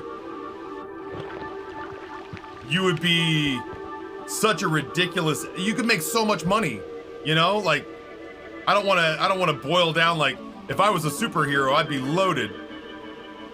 But I mean, hell, even Falcon and the Winter Soldier had to deal with, like, how do superheroes make money?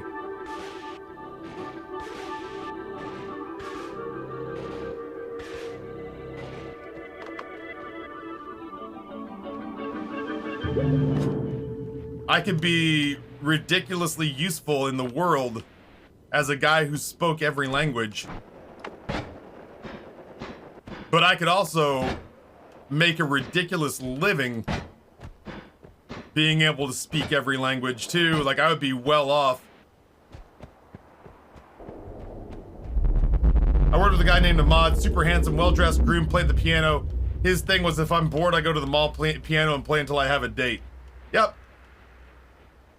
Basically, I've always, like, most of my daydreaming skills that aren't about, you know, proving that humanity's only happy when they're miserable. But most of my daydreams involve having a skill that I would much rather have a skill that makes you look attractive, because people are just like, damn, Aaron Neville's got a big ass mole in the middle of his face, but I still fuck him because that voice is amazing. You know? Ain't nobody sitting on Ed Sheeran's face because they think that pale, pasty redheads. Sorry, Packet Greaser. Ain't no supermodel sitting on Ed Sheeran's face because they got a thing for pale, pasty redheads.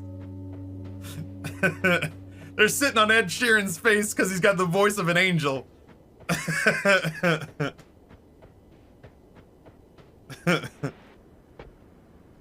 I love you, Lauren.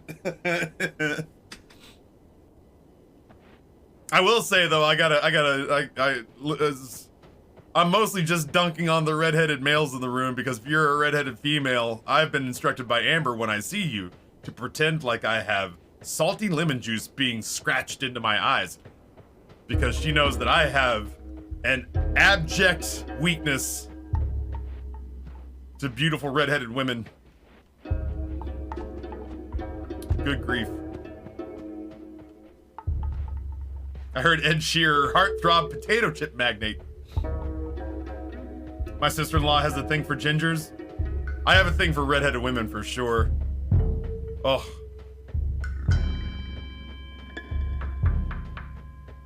That's true. Nobody has a thing for redheaded men until they realize that we give them beautiful, adorable redheaded babies.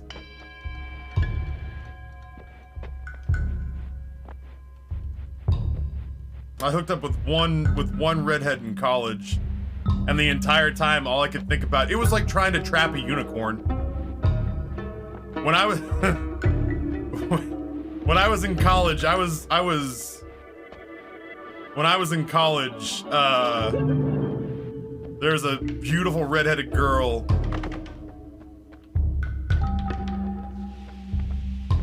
I've never had the eyeball here before, but it's not. What the fuck?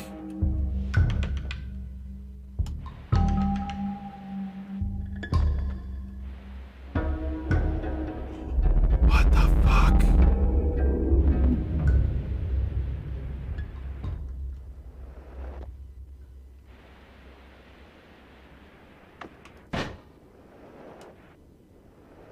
I don't have. Oh. I left my acceleratum behind. Okay, hold on. What if I did this here and this here?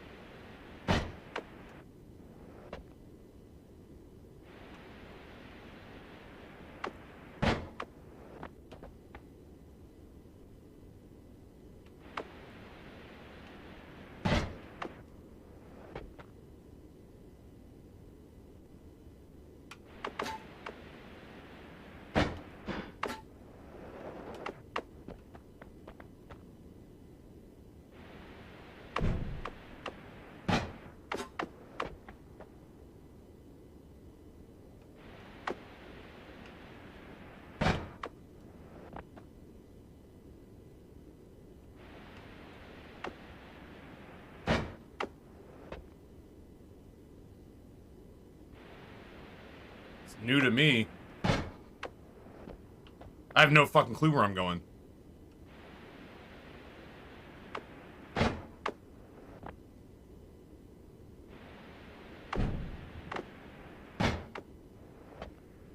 mean, my guess is that it's just taking me to the cloudscape, but I don't know. Oh shit, it is just taking me to the cloudscape. Fuck you! Ah! Hold that for me, dummy.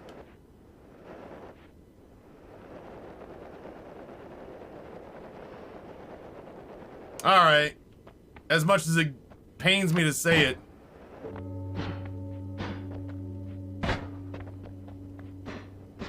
It wasn't all the way back down for some money, it was all the way back down to defend my ass while I was being beaten to death. I didn't even get it. Boo.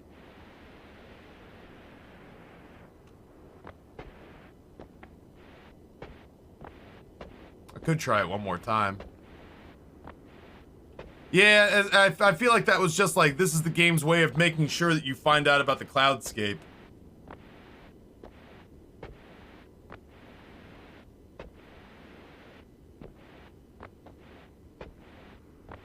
We did mess that guy up pretty good with rocks.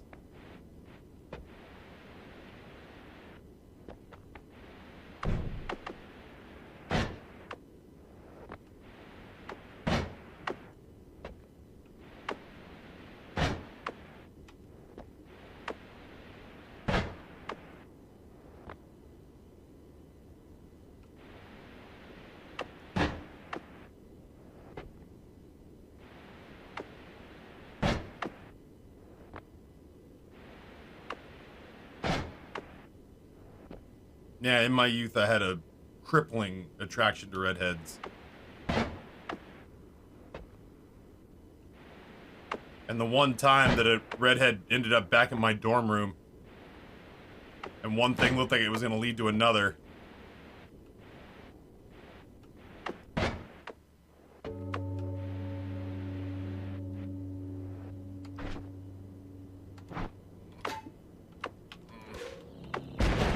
That ain't right. Oh no! I forgot I had that wand.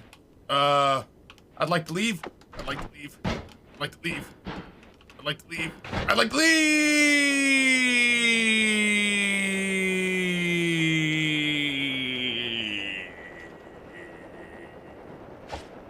Bitch!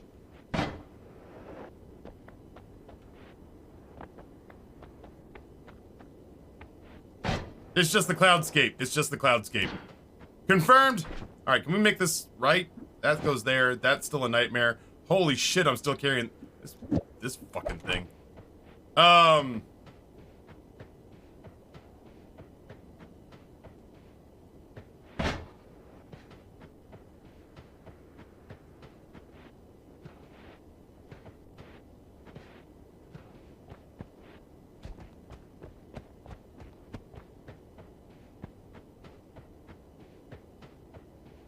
Oh, wow. Latero says, the game's way of making sure you find the cloudscape. To be fair, this is quite a cryptic hint. I'm already amazed that people figure out you can explore the overworld. That was one of the first places I went. If I'm being honest. I was up here in the first week. I always just look for ways to break games. I'm always looking for ways to go out of bounds. I'm always looking for ways to like brute force puzzles.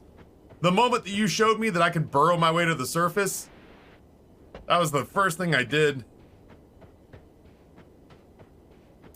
Yeah, so anyway, long story short, this redheaded girl that I had a crush on through a lot of college admitted that she'd had a crush on me too and ended up back in my dorm room. And when one thing looked like it was gonna lead to the other, I swear to God, I was walking on eggshells because the last thing I wanted was for me to spout off some big turnoff and end it. I was just like, I went mute. She was like, oh, I'm having a good time. Are you having a good time? And I was like, it's just big full circles. Yes and no, same time. Non-committal answers, Taffy. Don't fuck this up.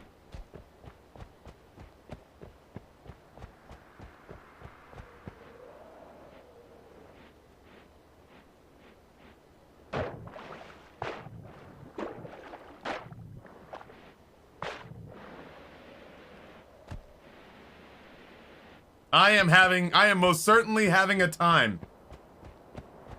I agree that we are having a time.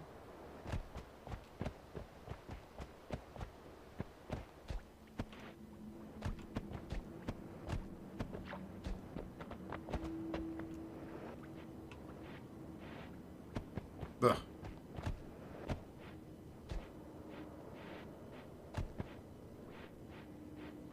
Yeah, I'm gonna go refill my health and then we'll switch over to the long dark. If Justin was still around and playing Dark and Darker, I would try to play with him, but I don't know, you know, I don't know if Brizzy's around playing it or what, but those would be the only two guys I'd feel moderately comfortable like forcing me on their afternoon. Otherwise, I don't want to just pick up the game and learn it on my own. Oh, that's right. Brizzy said he was gonna lay it down like the fuck? Brizzy played it for a little bit and then said he was gonna lay it down. I have no idea if he actually did that.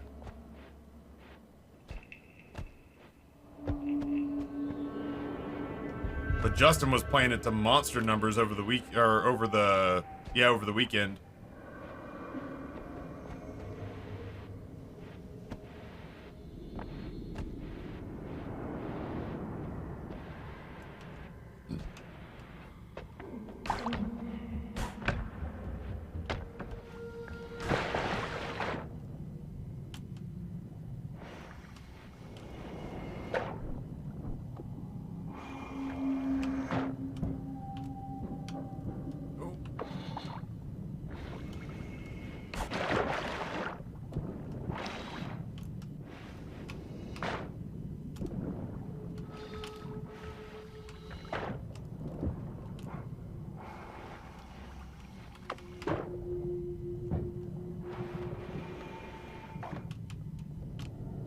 Oh shit.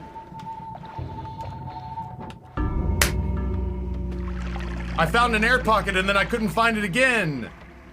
I was kicking myself because I turned all that into concentrated mana because I can't burn that out with the rock. That's what I was gonna do originally, was I was gonna use the hot rock to burn all that shit out, but that doesn't work on concentrated mana. And I couldn't get the rocks. Fuck.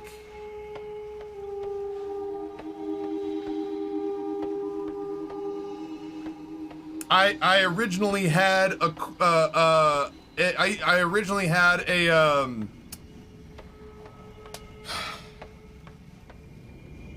reduce charge time on that teleport wand, and I was like, I'm being silly. I don't need to teleport a million times quickly. And if it had been on there that time, I think I might not have died.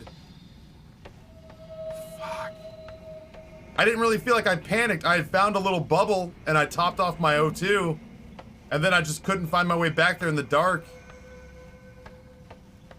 And then I just tried teleporting out and I was getting like cooldown notifications. Yeah, I didn't need to spam teleport until I did, and at that point it was a problem. Fuck! I don't even want to see ugh. At the very least, I guess we learned something. I saw where the real legitimate hint to take you to the cloudscape was.